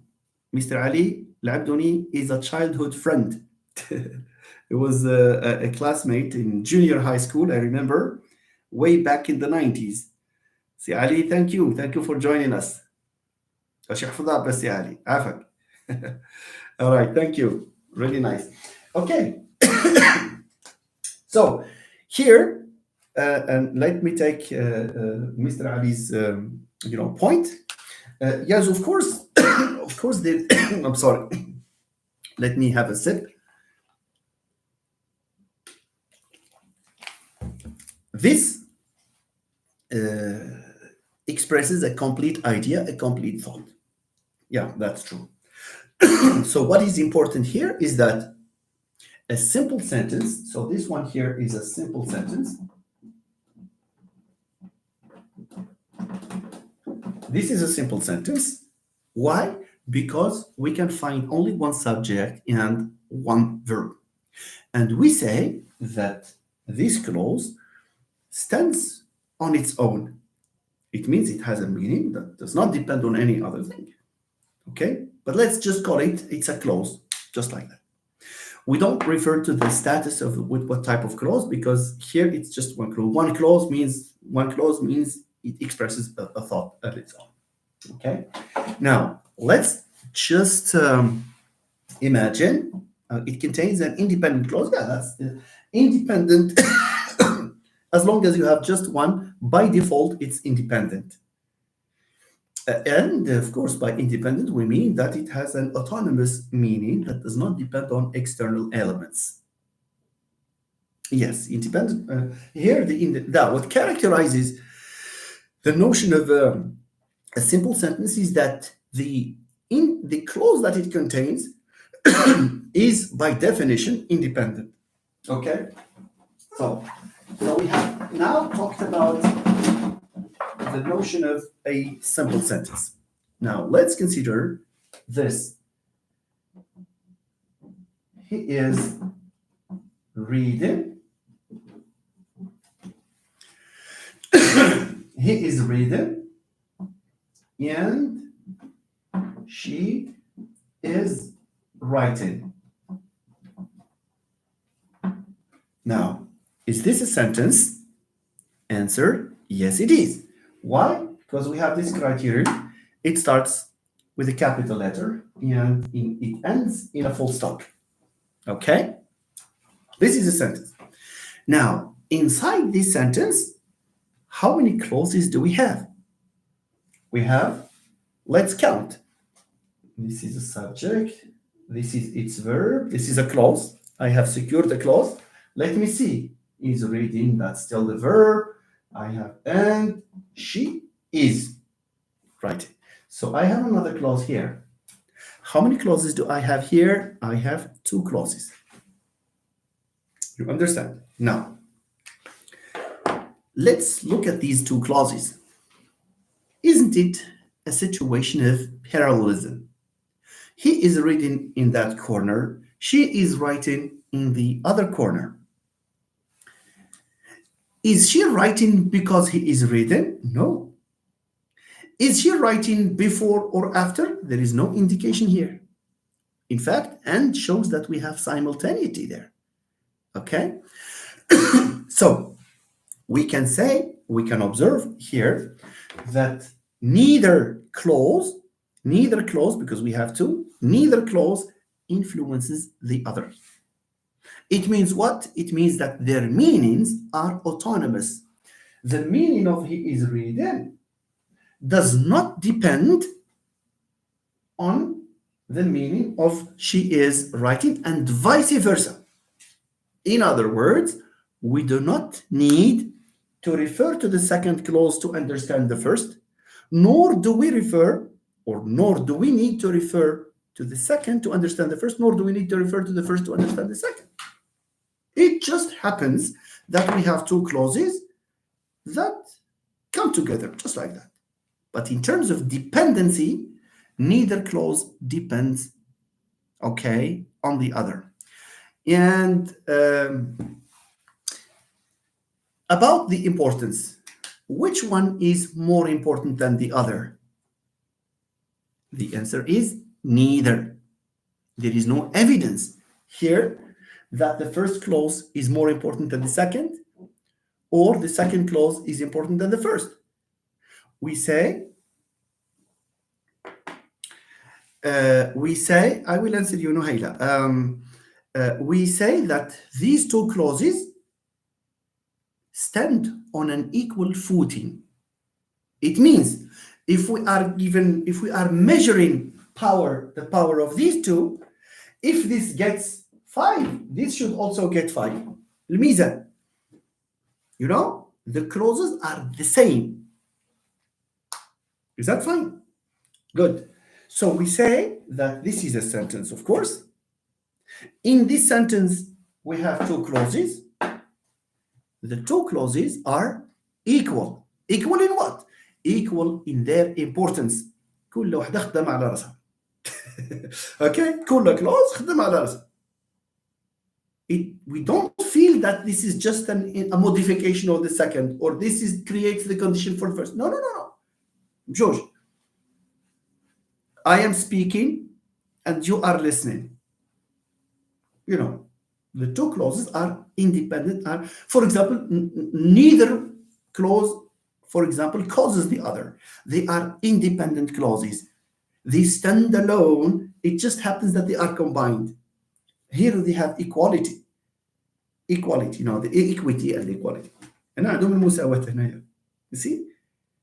Fine? 50% of the importance here, 50% of the importance here. So, yeah, there is a notion of parallelism learned from the words. There is parallelism because you have and we know, ladies and gentlemen, by the way, this is a tip for writing. Wherever you find and, whenever you have and, it means that you have to have the same structure after as the structure you had before. So if you have ing before and you have and, then you have to have ing after. And you have a preposition phrase before, you have and, you have to have a prepositional phrase after. Good. Now, is that fine here? Conclusion, we have a situation. We have a situation where we have a sentence containing two clauses. Fine? Because the two clauses, please listen to this. The people who probably want to understand these things, maybe as future teachers. Because we have two independent and equal in weight clauses that are equal in weight, we call this, and we call it coordinator. coordinator.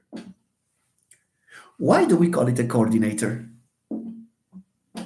Why do we call it a coordinator? When you do coordination, usually think of any coordination at the level of an institution where you teach. Who coordinates? People who do the same thing. For example, teachers of English coordinate. It means that they are the same. You coordinate, opinions. Coordination means that you manage, similarities and differences between people who are equal. And hence the notion of co. Co means equality. It means, togetherness. Co means togetherness. It means the idea of with. The idea of with. From there comes the notion of con in Spanish to mean avec. From there comes concordance, etc. So this is a coordinator. A coordinator necessarily means that what is being coordinated are equal elements. When I say ندير إشارة ما نهضرش على البراندز. When I say I don't know, males and females, I imply that there is there is this type of equality, not in terms of meaning, but in terms of the category that you are using. Yeah, but also you are using you are talking about noun phrases that have independent references. All right. So this clause and this clause are coordinated. Et le mot cordonnier in French, علاش اسمه cordonnier? Because when you have a shoe that needs to be fixed, you bring the parts that need to be fixed together. C'est comme on coordonne les deux parties, the two parts. That's coordinated. Never mind. So, in sentences where we have two clauses that are autonomous, that are independent, that do not depend on each other for their meaning, which, of course, logically and necessarily are combined by means of a coordinator, and is a very famous coordinator. We call these type of sentences, or this type of sentence, where you have two clauses that have the same status, we call it a compound sentence. So if someone asks you, what is a compound sentence? Your answer should be that the compound sentence is, of course, a sentence containing two clauses, and these two clauses are independent of each other. شنو هي independent of each other? What is independent of each other? It means neither influences the other, neither causes the other, neither depends on the other. We don't have an important clause and a less important clause. He is reading in that corner, she is writing in that corner. That's all. Life is good. Okay, nice. Good. So you know what a compound sentence is? So compound sentences, yes, that's true. Learn from the worst. You are. Yeah, I have comments that I need to read here later, but let me finish this part first. So here we have a coordinator, and in English we have a number, I think around 7 coordinators that are abbreviated as fanboys. Yes or no? Fanboys for and nor, but, or, yet, and so. So these are the coordinators. We have only these in English.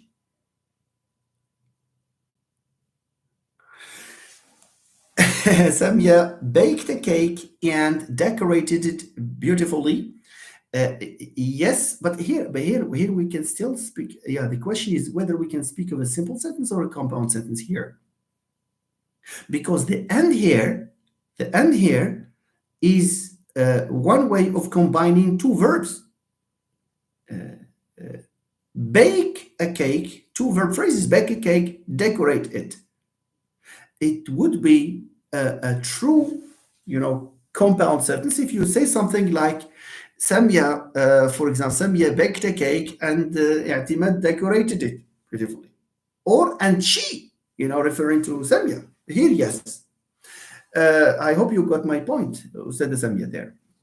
Okay, nice. So you have learned from the words says for, and, nor, but, etc. By the way, we have only these 7, 1, 2, 3, 4, 5, 6, 7. We have only these 7 coordinators. Remember this, please. The list of coordinators is very small. 7, that's all. Okay, good. Have you understood this, my friend? Have you got it? So this is a coordinator. Blati, I think we have some questions here. Okay. I don't know.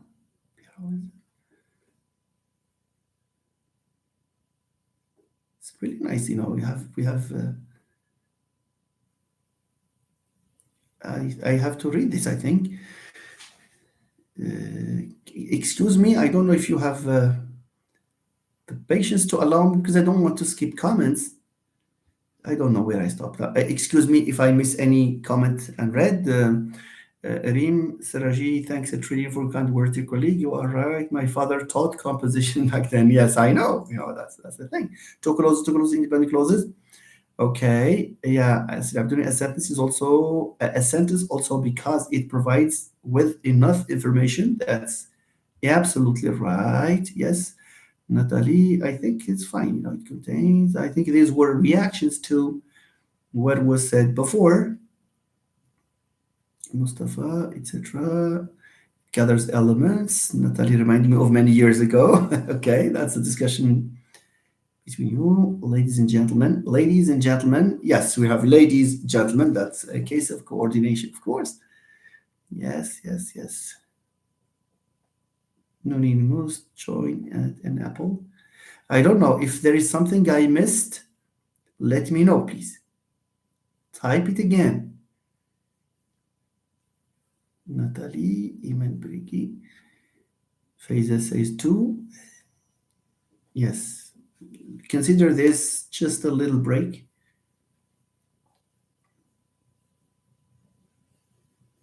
I think there was a question, and I say to the person I will answer, I'm just looking for the.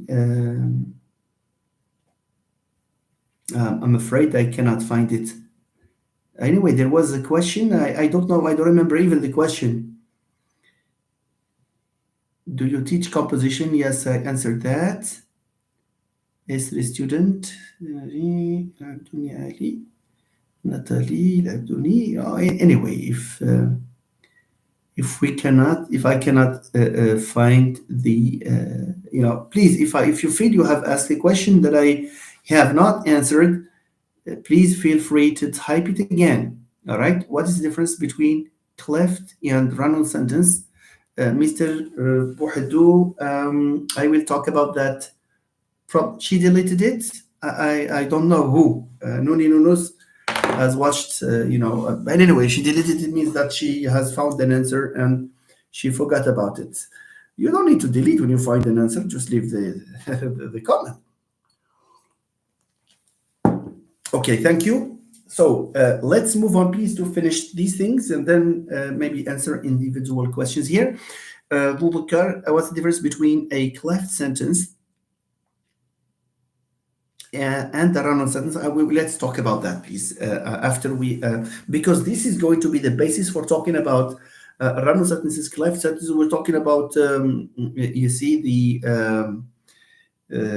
talk about the notion of the fragment, and this is one of the most, serious problems that students have. Even many of them not many of them, some of them at advanced levels, still show evidence of not mastering certain structure because they write fragments, and especially run-on sentences. We're going to talk about them in due course. So if we are done with this, so Nuni Yunus, she asked you, where did you study? Okay, yeah, where did I study? I studied at the well, let me tell you, it's my childhood. My primary school was in a village. It's in my hometown. It was a village, a rural area where I studied my primary school, and then I had to move to a nearby village to continue the junior high school, and then to the city of Nador to where from which I had the baccalaureate, and then I came to the Faculty of Letters of Rabat, and then I had my license from there, and then I finished my master's. It used to be called DESA program, and later on the doctorate program at the Faculty of Education at Mohammed V University. Okay, so thank you for your question, and also comma splices. We can talk about this, in due course, because these look at what Bubkar Si Bouhadou is asking about. These problems, where do these problems come from? These problems come from the failure to understand that in English you have three types of sentences, and if one sentence does not fall within these three, it means that there is a problem. Sorry.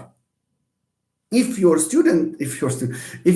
one sentence in your essay or paragraph is not a simple sentence, nor is it a compound sentence, nor a complex sentence, as we will say, it means it's wrong.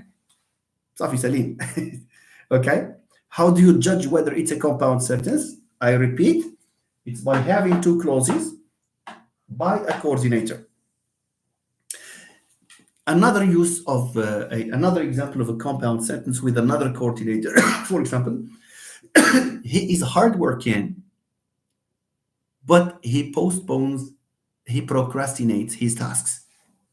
He is intelligent, but he is lazy.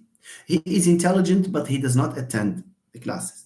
You see? So we have this this relation of coordination. Anyway, any occasion where you can use one of the 7 coordinators, it's the fun boys. In French, it's mais où est donc ornicar? Okay, that's the grammarians bring these together. It's like the Arab grammarians that can, for example, wa'yun for huruf al-illa, and you have a lot, عيش لك رزق, I used to study that when we talk about the heritage a long time ago in Islamic education. I remember that. And then we have القلقلة in the تجويد, we have قطب جد القاف والطاء والباء إلى آخره. So you have these things. It's normal. So fanboys is the abbreviation for that's the abbreviation that will sum up the notion of coordination. It's like acrostics, yeah. These help, people remember very well, these things. Instead of learning, for and but. So if you don't want to forget them, then merge them and produce a word, and life will be good after. Yeah, Mohammed, I agree with you. The building block of a paragraph is a sentence. Enriching the paragraph with various types of sentences is a plus. Thank you so much. You said it all. Thank you. A run-on sentence occurs when two clauses do not contain any punctuation or conjunction. I fully agree with you. Mnemonic strategy, these are mnemonic devices as well. Yeah, it's a mnemonic device that can either, be this or something that reminds you of something, Fun boys, this makes you of this will make you think of boys playing in the background, having fun. Just this is a mnemonic device, yes, of course. All right, so are we done with this? Okay. One thing I would like to say about compound sentences, apart from the fact that the two, clauses have to be on an equal footing, it's the use of coordinators that makes us easily detect whether a sentence is a compound sentence or not. And now let's move to the third type of sentence, which is called the complex sentence. Complex sentence. Let's consider this.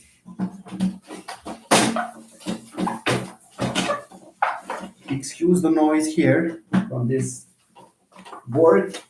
I am somehow old school, so I believe in the board and the pen, and previously it was chalk. All right, nice. Look at this. I will call you when I arrive. I will call you when I arrive. Is this a complete sentence? The answer is yes, it is. What is the criterion? First, there is meaning here. It's complete. Number two, we have a capital letter. Even if I have I, we can be we, but with double U. And then we have a full stop here. Now, how many clauses do we have here? Let's count. I, and then I have will call. This is one clause. علاش one clause? Because once I detect a subject and a verb, even if there are words after, it's one clause. It's one clause. No matter what happens, it's one clause because you have a subject and then you have a verb. You may have elements after, they don't count. They are just extra. What counts is the subject and its verb. So this is one clause. I call you when, and then I have another subject here and its verb. So you have two clauses. Question. What is the similarity between the compound and the complex sentence? Answer. The similarity between the compound and the complex sentence is that both of them involve two clauses. In a compound sentence, you have two clauses. In a complex sentence, you have how many? Two clauses as well. Fine. But what makes them different? Answer. What makes them different is the fact that, unlike the compound sentence where the clauses are equal, here, no, they are not equal. They're not equal. Why? Especially they are not equal. Now, if I give you this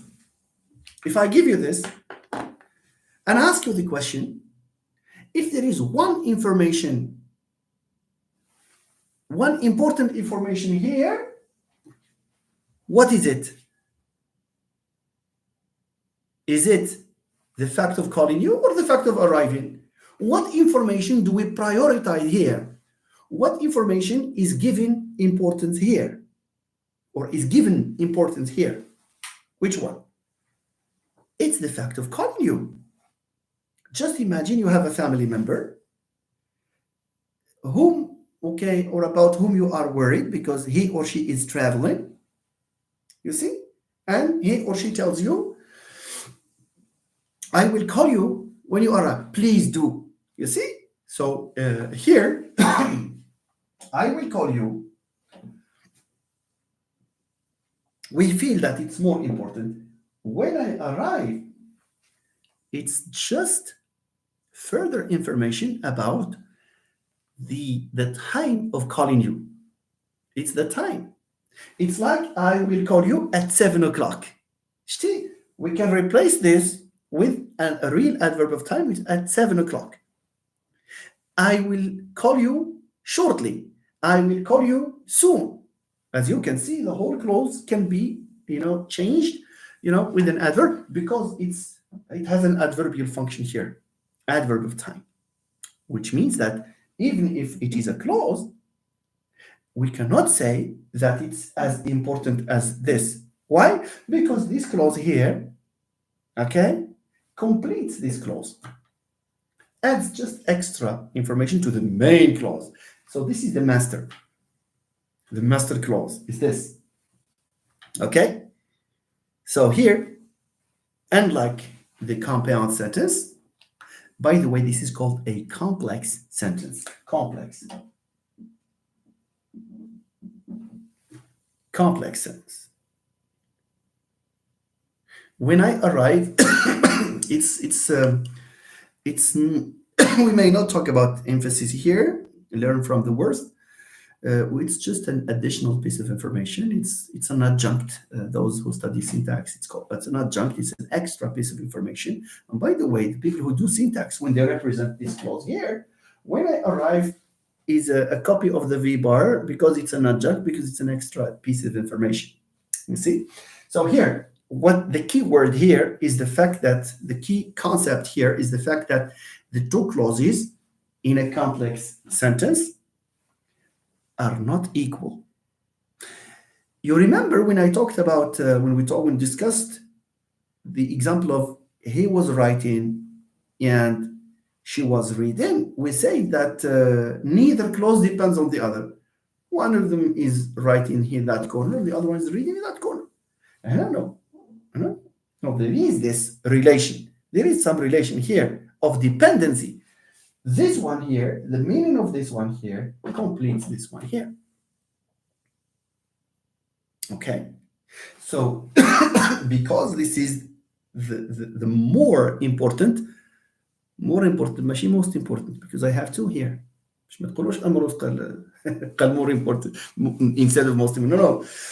Here we say the more important clause is this one here.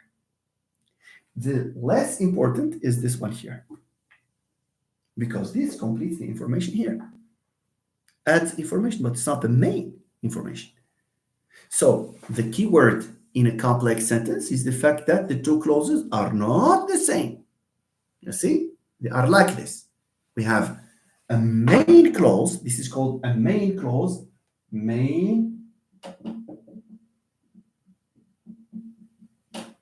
main clause. And this is called a subordinate clause. Subordinate clause. Subordinate, like this.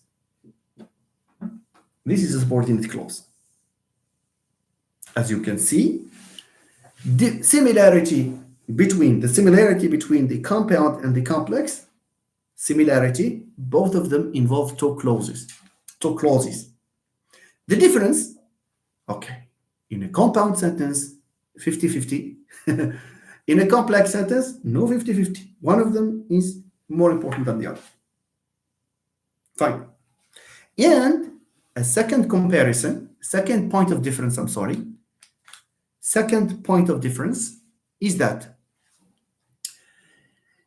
the clauses of the compound sentence are combined by means of a coordinator, the fanboys, les coordinateurs, les conjonctions de coordination. Okay? Good. But in a complex sentence, where we have clauses that are not on an equal footing, that don't have the same weight, these are linked by means of the subordinator. Okay? Subordinator. You know what subordinator? Any conjunction that is not fanboys. Because is it a coordinator or subordinator? Subordinator. علاش? Just to make life easy for those of you who follow this for the first time. Because it's not a coordinator, because it's not part of fanboys. Perfect. That's it. It's not one of the 7. Okay? When, here we have when. Is it a coordinator or a subordinator? A subordinator. علاش? Because it's not part of fanboys. As soon as I will call you, as soon as I arrive. As soon as. Here is what? It's a subordinator. How do I know that it's a subordinator? Because it's not part of fanboys. So life is easy, I guess, now. So if you are given a sentence in an exam and the teacher asks you to locate or to say whether this is a compound or complex sentence, one strategy is to see whether you have fanboys or not. That's all. Life is easy. Okay, good. So here, how many subordinators do we have? How many subordinators? a lot of subordinators. There is no number. نحسبوا شي وحدين دابا.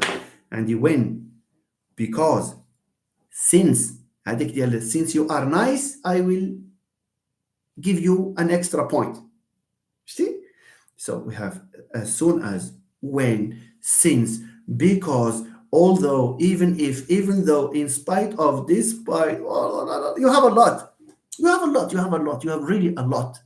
So instead of learning all of them, it's good to learn them and to practice, that's for sure. But one, look at this. One strategy, and I'm talking specifically to the people who see this for the first time, and also to the would-be teachers to teach these things. One strategy is to say, this is not part of Fanboys, one of the 7, and anything else that combines two clauses is a subordinator. Okay, good. Provided that, despite the fact that I have a lot, you see, in as much as, insofar as long as, and you name it. Now, I would like to open a little bracket to explain, because it's somehow confusing. There are some concepts that are confusing. If I ask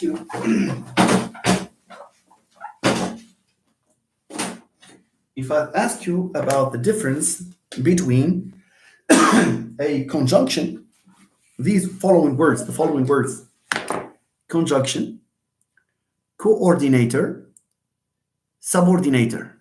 I repeat, some students find these confusing, and we will solve a problem here very easily, very straightforwardly. Asma Najis, I hope you are doing well. Thank you for joining us. So glad I have, my former students, my current students with me here. Really nice. Now, let me tell you, what is the difference between a conjunction, a coordinator, and a subordinator? Some students, find this somewhat confusing. Okay. Now, the difference is very simply, the mother is what? Is the word conjunction. What is conjunction? Conjunction is any word that, or whose function is to combine two clauses. So whenever you have two clauses combined by something, that something is a conjunction. So let me write it. Hi, conjunction here. Conjunction. La conjonction. Hi. Now, conjunction or conjunctions fall into two categories. We have two types of conjunctions. We have conjunctions that we use to combine sentences that are equal. That is to say, these conjunctions are used with compound sentences. يعني هذوك الفان boys, these are called coordinators, and they are conjunctions, of course, but they are coordinators. Okay, so type 1 is coordinators. Coordinators. How many coordinators? Fan boys. The 7 that we talked about. Fine. Now, the second category is called subordinators. Subordinators. نشرح لكم هاد subordinators باش تعقلوا عليها. Subordinator, the word subordinator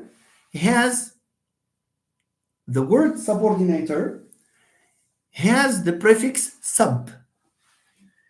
Sub means under. Like submarine, sous-marin, du sous-marin, okay? Submit, subway, you see, sub here means under.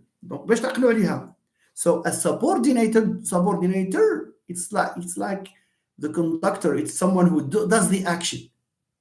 Okay? Le subordinateur, c'est celui qui subordonne. Okay? So a subordinator means its job is to introduce a clause which is inferior. It's sub. Do you understand or no? Okay, so subordinators necessarily فاش كيكونوا هادو كيفرتكوا الجوقه كما تنقولوا. I'm sorry I'm using it this way. هادو ما كيحملوش people clauses to be equal. No. They subordinate. They have this job. Okay.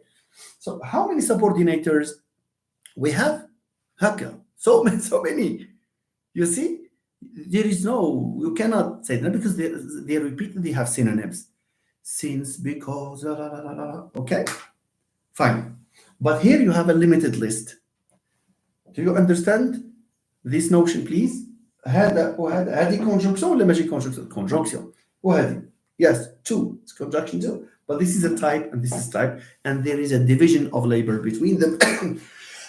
Coordinators are used generally to, we use them in compound sentences, this one here, and complex sentences.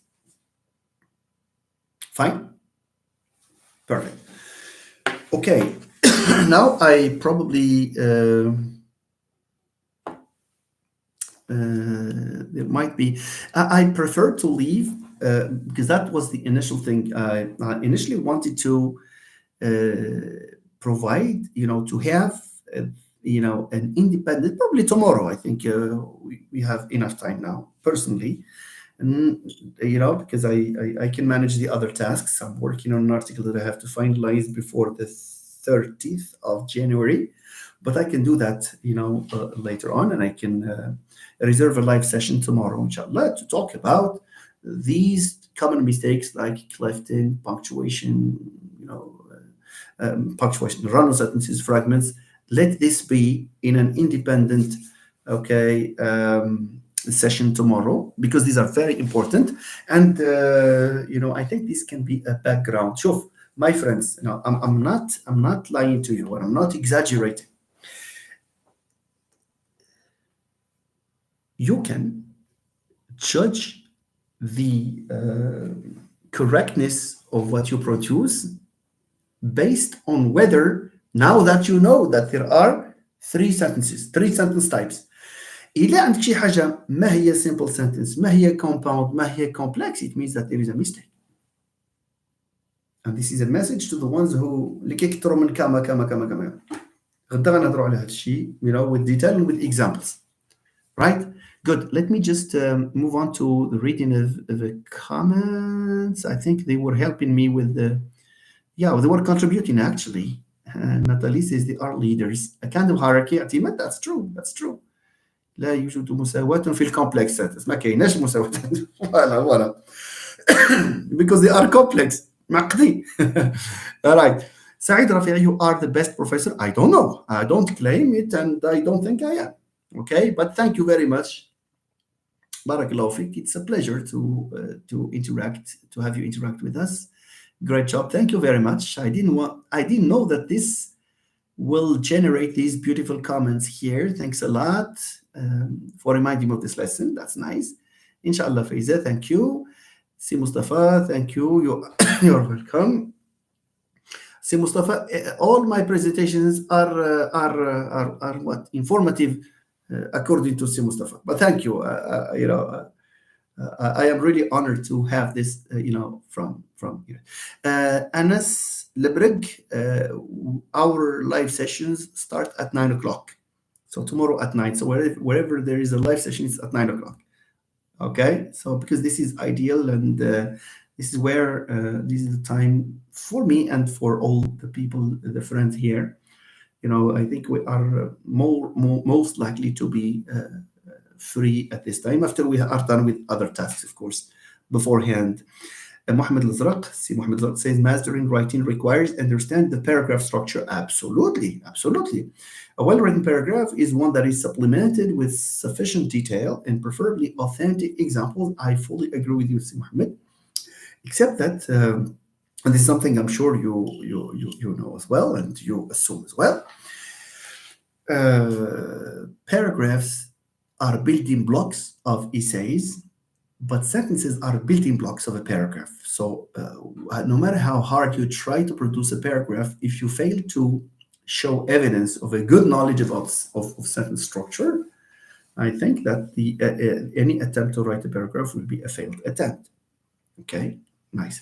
So thank you. We are welcome, Dimad. Thank you so much. I'm sorry. Wahdo, is there a difference? Is there a reference book on this lesson, sir? I'm afraid I cannot think of a precise one, but there are in academic writing. I think there is one that is intermediate and the other one that is advanced. There is one old one called Let's Write English, but I generally, I assign some references to students, but I bring, my own examples and my own materials, and this is not based on any specific book. This is something I have gleaned from a number of years as a student and as a teacher, and with an attempt to make life as easy as possible to the students. Because the difference is perhaps it's not in the knowledge. Everyone knows these things. It's in the way you try to make a complex idea, okay, easy and manageable in order to reach students so that they can understand without much difficulties. And أنا وخاد شيء فهمته إلى آخره. I'm talking to those who did not understand this before. In the absence of practice, no objective will be reached. And therefore, you have to make sure that you're right. You have to write. By the way, when you practice over and over, there will come a time when you will write automatically. Ideas and structures and linking words will be automatic. راه composition ما كتبريباراش حتى اي حاجه ماشي غير composition.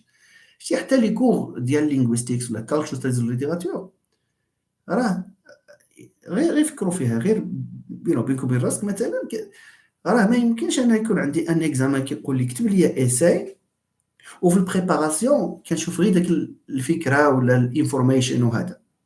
لا خصني some training. I need some training because training will help me be spontaneous and حتى psychiquement when you are trained. It's not like when you are not. And even the handwriting, my friend. Train your hand باش تكتب، ماشي نهار الامتحان تبقى دير هكا. Because you have not had occasion, you have not had this habit of writing using the pen. Don't wait until the day of the exam. It seems unimportant, but it's important. Don't wait until the day of the exam. عاد نمشي انا ناخذ ستيلو ونبقى نكتب. علاش؟ Because before the exam I using the digital tools that I have or just discussion with friends. تشي غير 50%. The other 50% you need to il faut mettre la main à la pâte كما تقولوا. Good. Nice. We do really thank you C Abu Bakr. Thank you very much. Barakallahu فيك. Variety in sentence structure is highly recommended. Sheikh C Mustafa نشوفه on detail inshallah when we start stylistics lectures inshallah with the beginning of the spring semester, in order to have more students probably join.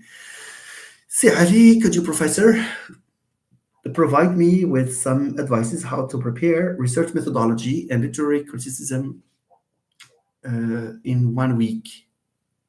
Okay. Literary criticism, I'm afraid I'm the wrong person to ask. I don't think I have enough advice to give you when it comes to literary criticism. For methodology, you are welcome. I can hold live sessions. See, Ali, what you need to do, because methodology is a very vast area compared to the semester, and therefore different professors do different things, cover different contents, different elements. And therefore, I request, Si Ali, that you send me the keywords or titles of lessons or table of contents or whatever, so that I can base on that and I can have a session, on this, inshallah, maybe after tomorrow, because I think, Si Ali, you are alluding to the makeup exam that you have. Yes, my condition is to share this in the because you you are preparing a PA in the polydisciplinary faculty of Nador, tell that group that there is someone who tell that group that there is someone who can revise with you. So please, share that link with them. If they refuse to join, there is no problem. Just join me with these friends, and that's fine. Okay, so if Ali, please send me a private message where you tell me about the contents, because I am afraid I will be talking about things that you did not cover, and it will be a waste of time for you in the first place. Okay, ça fait c'est Ali. No, اسكي دغال بريفي ان شاء الله اغزق ميتكين بعد جاوب. This is terrific. Okay, all right. Si Jamal, once again, thank you. مرحبا سي جمال. It's been a pleasure. عبد الجليل نوي خير, the sentence from simple to complex. Samia, you are welcome, Samia, but I don't know whether you are responding to a friend, perhaps in this comment. Okay, simple to complex. I don't know. عبد الجليل نوي خير يمكن is the name of a friend here who probably asked a question. The sentence from simple to complex. Yeah, I think there is a book like this. I consulted a number of books as when I was a student, and you see, but there is this one. Confirm this, Professor Samia, please. Okay, Nathalie Leblanc, by simplicity, you are transforming complex things into easy one. I hope so. Thank you. So مرني قريت الإنجليزية بالكلية، فقط تعلمتها عن طريق اليوتيوب، لكن من خلال محاضرة تكثر لي لابد أنه إن شاء الله Mrs. Filter, I hope you will join university and capitalize on your knowledge of the English language in hopes that you will improve, and there is no limit to learning, you see. Yeah, thank you, Zambia, for confirming. Thank you so much. So here is a book suggested by our friend Samia, the sentence from simple to complex. I myself need to consult it. I might as well find examples there that are relevant. Okay, try to read novels and focus on basics of paragraph writing. That's absolutely right, and you can get in touch with her, or because it's Mrs. Okay, and maybe help each other. This is how learning takes place. All right. So, ladies and gentlemen, I don't know if there are questions that we need to address in this live session. Okay. Khadija, thank you for your great effort. Marhaba Khadija, thank you. I'm very happy that you are still with us and that you interact with this live session. If there is a need, after, of course, because I will help our friends with the makeup exams methodology, and if there are other makeup exams at the other faculties, of course, because in our case, I think this is the last week for the makeup exams. All that you need to do is send me a message in the private, and I will be responsive. See, Ali, I think so. Tomorrow we are going to talk about these basic problems in writing, and after tomorrow, or I will see what to do. So please talk to me in the private, Ali, and then I will decide. Okay. Try to read novels and focus. Khadija, thank you. Reem, thanks a trillion for the rich live sessions. Thank you so much. Barakallahu fik, Ustad Reem. Thank you. Thank you, Nuni Nunus. It's been a pleasure. Oh, thank you so much for the interest that you continue to show here. Please, if there is anyone watching us now who has not had occasion to subscribe to the channel, to do so at their earliest convenience. It's not effort consuming, it's not money consuming, it's not energy consuming, a simple click. Okay, all right, and this will bring this live session to a close. Okay, the main objective was to introduce these the three types of sentences, and I hope I did that,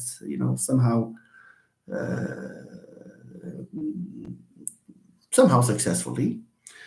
Thank you, Faiza. Barakallahu fik. Jimmy, is it wrong to start a sentence with a coordinate? نسينا هذه القضية. No, the live has not finished yet. I'm sorry. Jim Jimmy. Look at the name. You see? فخامة الاسم Jim Jimmy.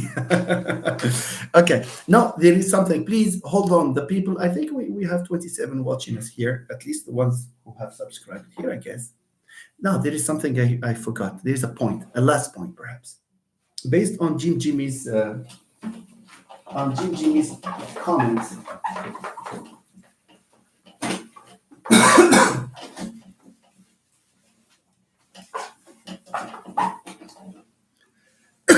Sorry.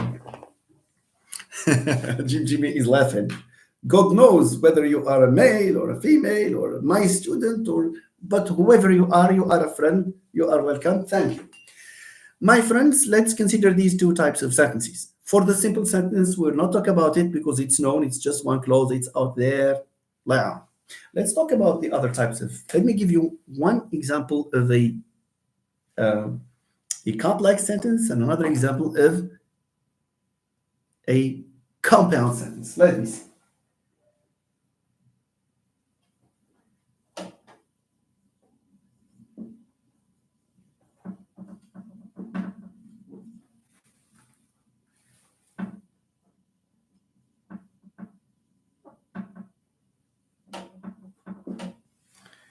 And he is doing what?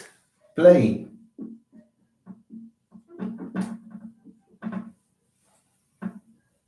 She is reading and he is playing. Question one. Is this a correct sentence? Answer, yes it is. Fine? مزيان. Because it starts with capital letter and ends in a full stop.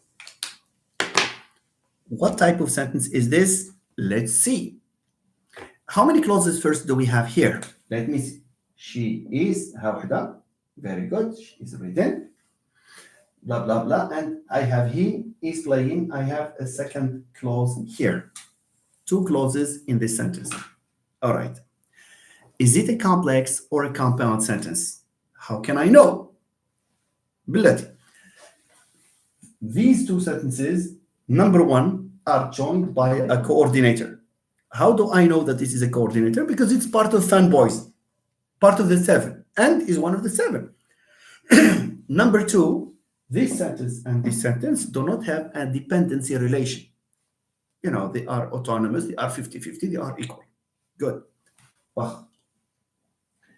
Now,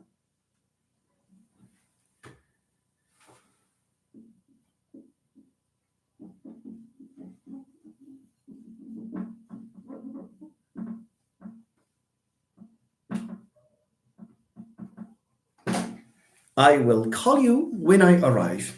Again, is this a sentence or not? The answer is yes, it is. I, and then you have a full stop. Fine? Good. How many clauses do we have here? Let me see. Do it this way, my friends. I, subject, will call. So I have here secured a clause. When I arrive, another clause. We have two clauses. Good. Now, is this a compound? So هنا هذه compound rather. Is this a compound sentence? Let's see. I have when. This conjunction when. Is it part of fanboys? No. So this one is a subordinator. Subordinators, you see, exist in a complex sentence. So this one is a compound sentence. This one is a complex sentence. Nice. Now the question is, small. I will call you when I arrive. When here is in the middle of the sentence, yes or no? The question is, can I say, when I arrive, I will call you? Yes, we can. I repeat. For this sentence, I will call you when I arrive. It's nice. But there is a possibility of starting with this. You take this when I arrive, put it here, and then when I arrive, I will call you. Okay? Possible. So look, when I arrive, شوفوا معايا عافاكم. شوفوا. Come on. ضرورية. I will call you. Here, when the conjunction, in this case the subordinator, is in the middle of the sentence, no comma is needed. When the subordinator is at the beginning of the sentence, like here, when I blah, blah, blah, blah, comma, and then you finish.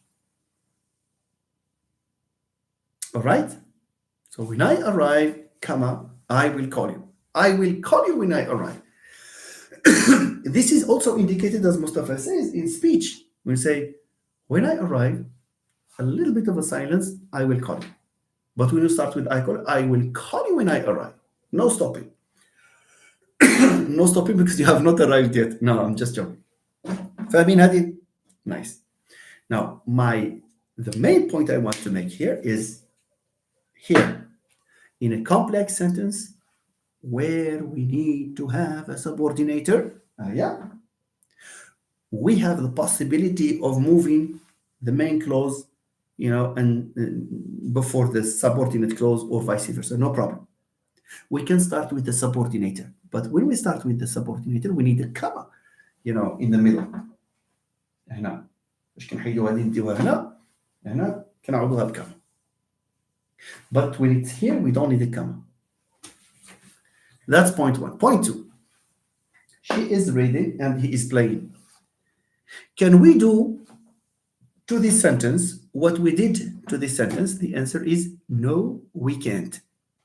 No, we can't. Now, I will call you when I arrive. When I arrive, I will call you. Can I say she is reading and he is playing? Can I say and he is playing, she is reading? No. Conclusion. In a compound sentence, the conjunction has a fixed place. ما تتحركش, doesn't have to move. Not like the subordinators. The subordinators, they go and come. But here, no, it's always in the middle. Okay. Will you travel to Tangier or will you travel to Agadir? I have or here. Can I start my sentence with or you will travel to Tangier, you will travel to Agadir? No, it's impossible. So this swapping of positions is at the level of a complexity. Only subordinators can move, can change, can move to the beginning. Coordinators cannot. Yeah, good. Based on this, there is a question by our friend Jimmy or Jimmy. Okay. He asks this question, please.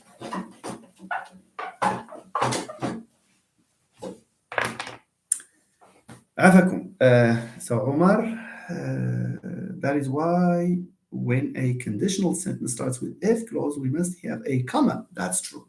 Absolutely, Sir Omar, absolutely. If is a subordinator. You see, the classical example is of a father who promises his child to a bicycle if he succeeds. This is an example that has been with us for as long as we have been academically alive.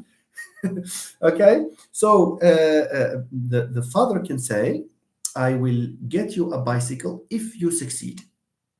This is a complex sentence. علاش حيت عندي if و if ما دخلش في داك fan boys. Very easy. Now we can have if you succeed, comma, I will buy a bicycle for you. But if you start with if, you need a comma in the middle. This is not just for conditional C, Omar, but for all the complex sentences that you have. Now, the question that continues to drive a wedge among some students, is this. Please follow. This is, I guess, the most important, and let's call it the last point to discuss, and then maybe we can have some chat before we bid farewell. I'm sorry. Some students and شوف حتى في advanced levels كاين هادشي. Look at this. They're right. No, not like this. You don't write like that. Okay, there is writing here, blah blah blah blah blah. They're right. You see? كيجيو هنا full stop. Okay, راحت الاستراحة. Full stop. They have a drink, and then they continue. ولكن when they continue, شوف.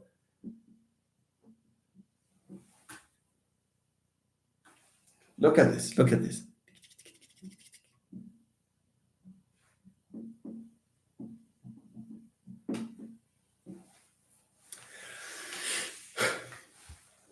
Some students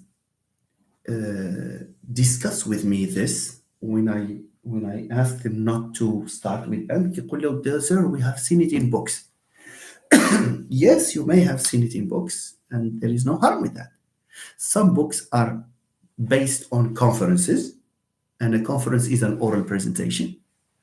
Some books intentionally use less academic English. Okay. Wait, Jimmy, I will read your comment. Let me finish this, please, and I will come back there. Okay. So these are not really favored in academic English. No, please. This lacks in informality. This is less informal, and it's hardly academic. Why? Sure. Because there are more beautiful ways for writing this. More beautiful ways.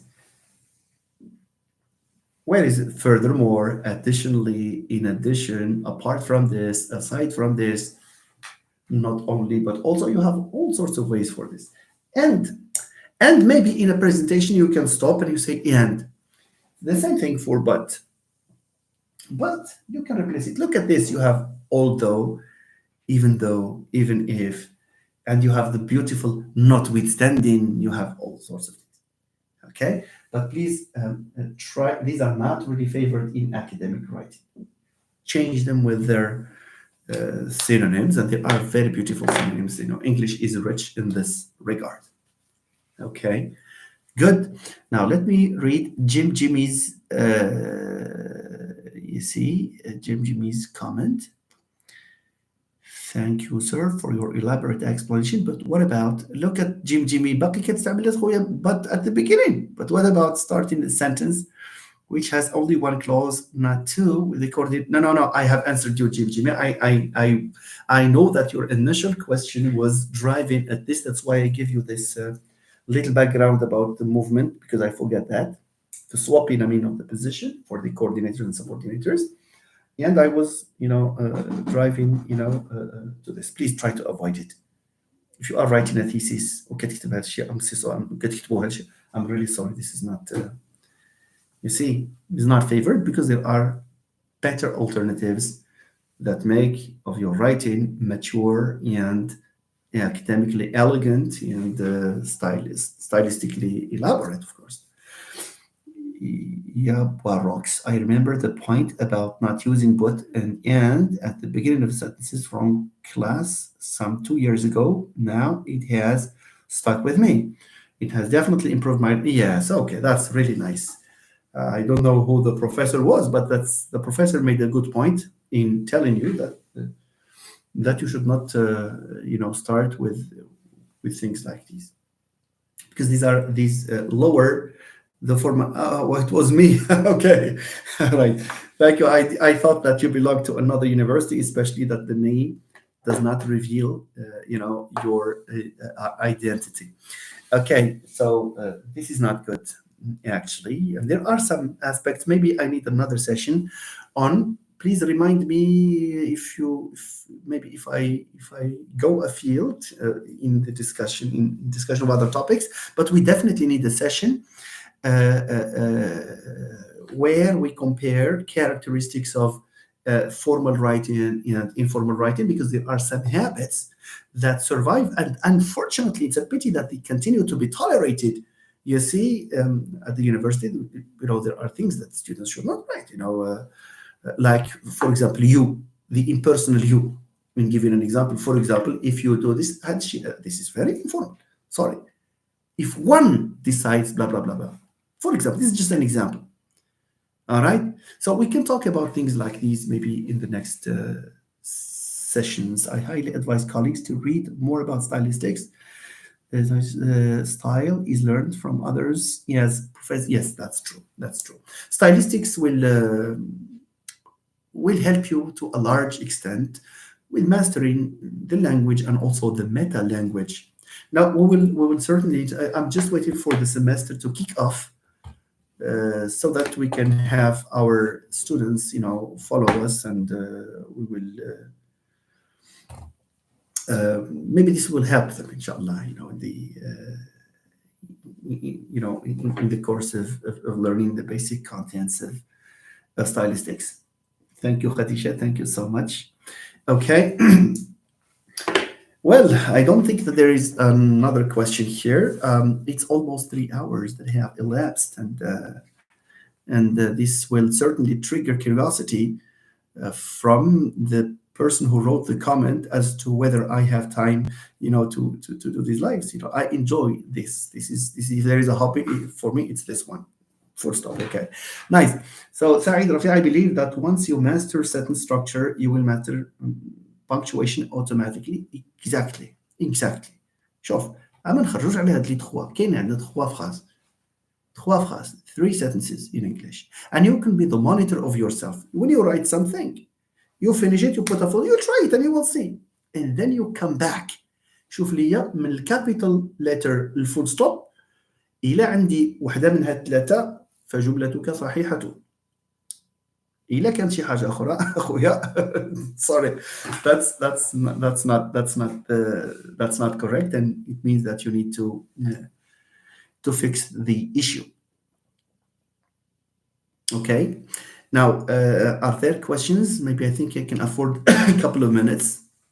So we will make it 3 hours, not exceptionally because we had live sessions.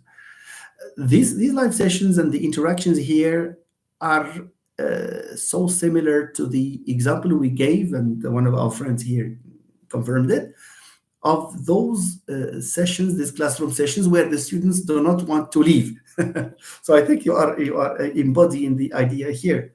Okay. Thank you, Natalie. Natalie is a competent master student. And she says, thank you for the insightful lecture. I don't know what is insightful about it because you know these things, Natalie. Okay. But thank you anyway. Thank you so much. Thank you, Omar. 3 hours is in a blink of an eye. Omar says, thank you, Sir Omar. Okay, so let's meet tomorrow. غدا ان شاء الله غادي نهضروا على ذاك البروبلمز ديال run-on sentences, comma splices and clifting, pseudo clifting. We can talk about these things tomorrow. Okay. Natalie Alima, see, look, Natalie, what Mustafa is saying about you, and so are you, Mustafa. Everyone who is intellectually curious deserves the appellation of alim and alima. Honestly. All right. Dangling modifiers, yes. Tomorrow we'll please invite those who you think can benefit from this, because I believe it's important. I believe. شوف لا ميتريز ديال هاد لي بوين هادو اللي كنهضروا عليهم هما اللي غادي يخليك with some practice, of course we should not deny the importance of practice, هما اللي غادي يخليونا واش نكونوا good writers or not. اما نمشي نقول ودي شوف there are some students and this is a call on those students to reconsider this idea that they have this wrong idea. It's because they speak, they can talk to you for 3 hours. They can talk for 3 hours. And when they come to write, they write like they talk. They think that writing just is just transforming what they can say into writing. They think that it's just a question of the modality. But that's not the issue, of course. Okay, I confirm, Natalie, I confirm. Thank you, Si Rawi Nordin. Barakallahu fiqh. Okay, my dear friends, I have to stop here. Thank you, everyone. It's been a pleasure. Please be sure to save this live stream. Yeah, I will save it. It's always there. All my lives are not deleted, None of my live, videos are, none of them is deleted. So don't worry. Okay, my friends, thank you very much. I wish you all the best. Have a nice time and let's meet tomorrow. Thank you.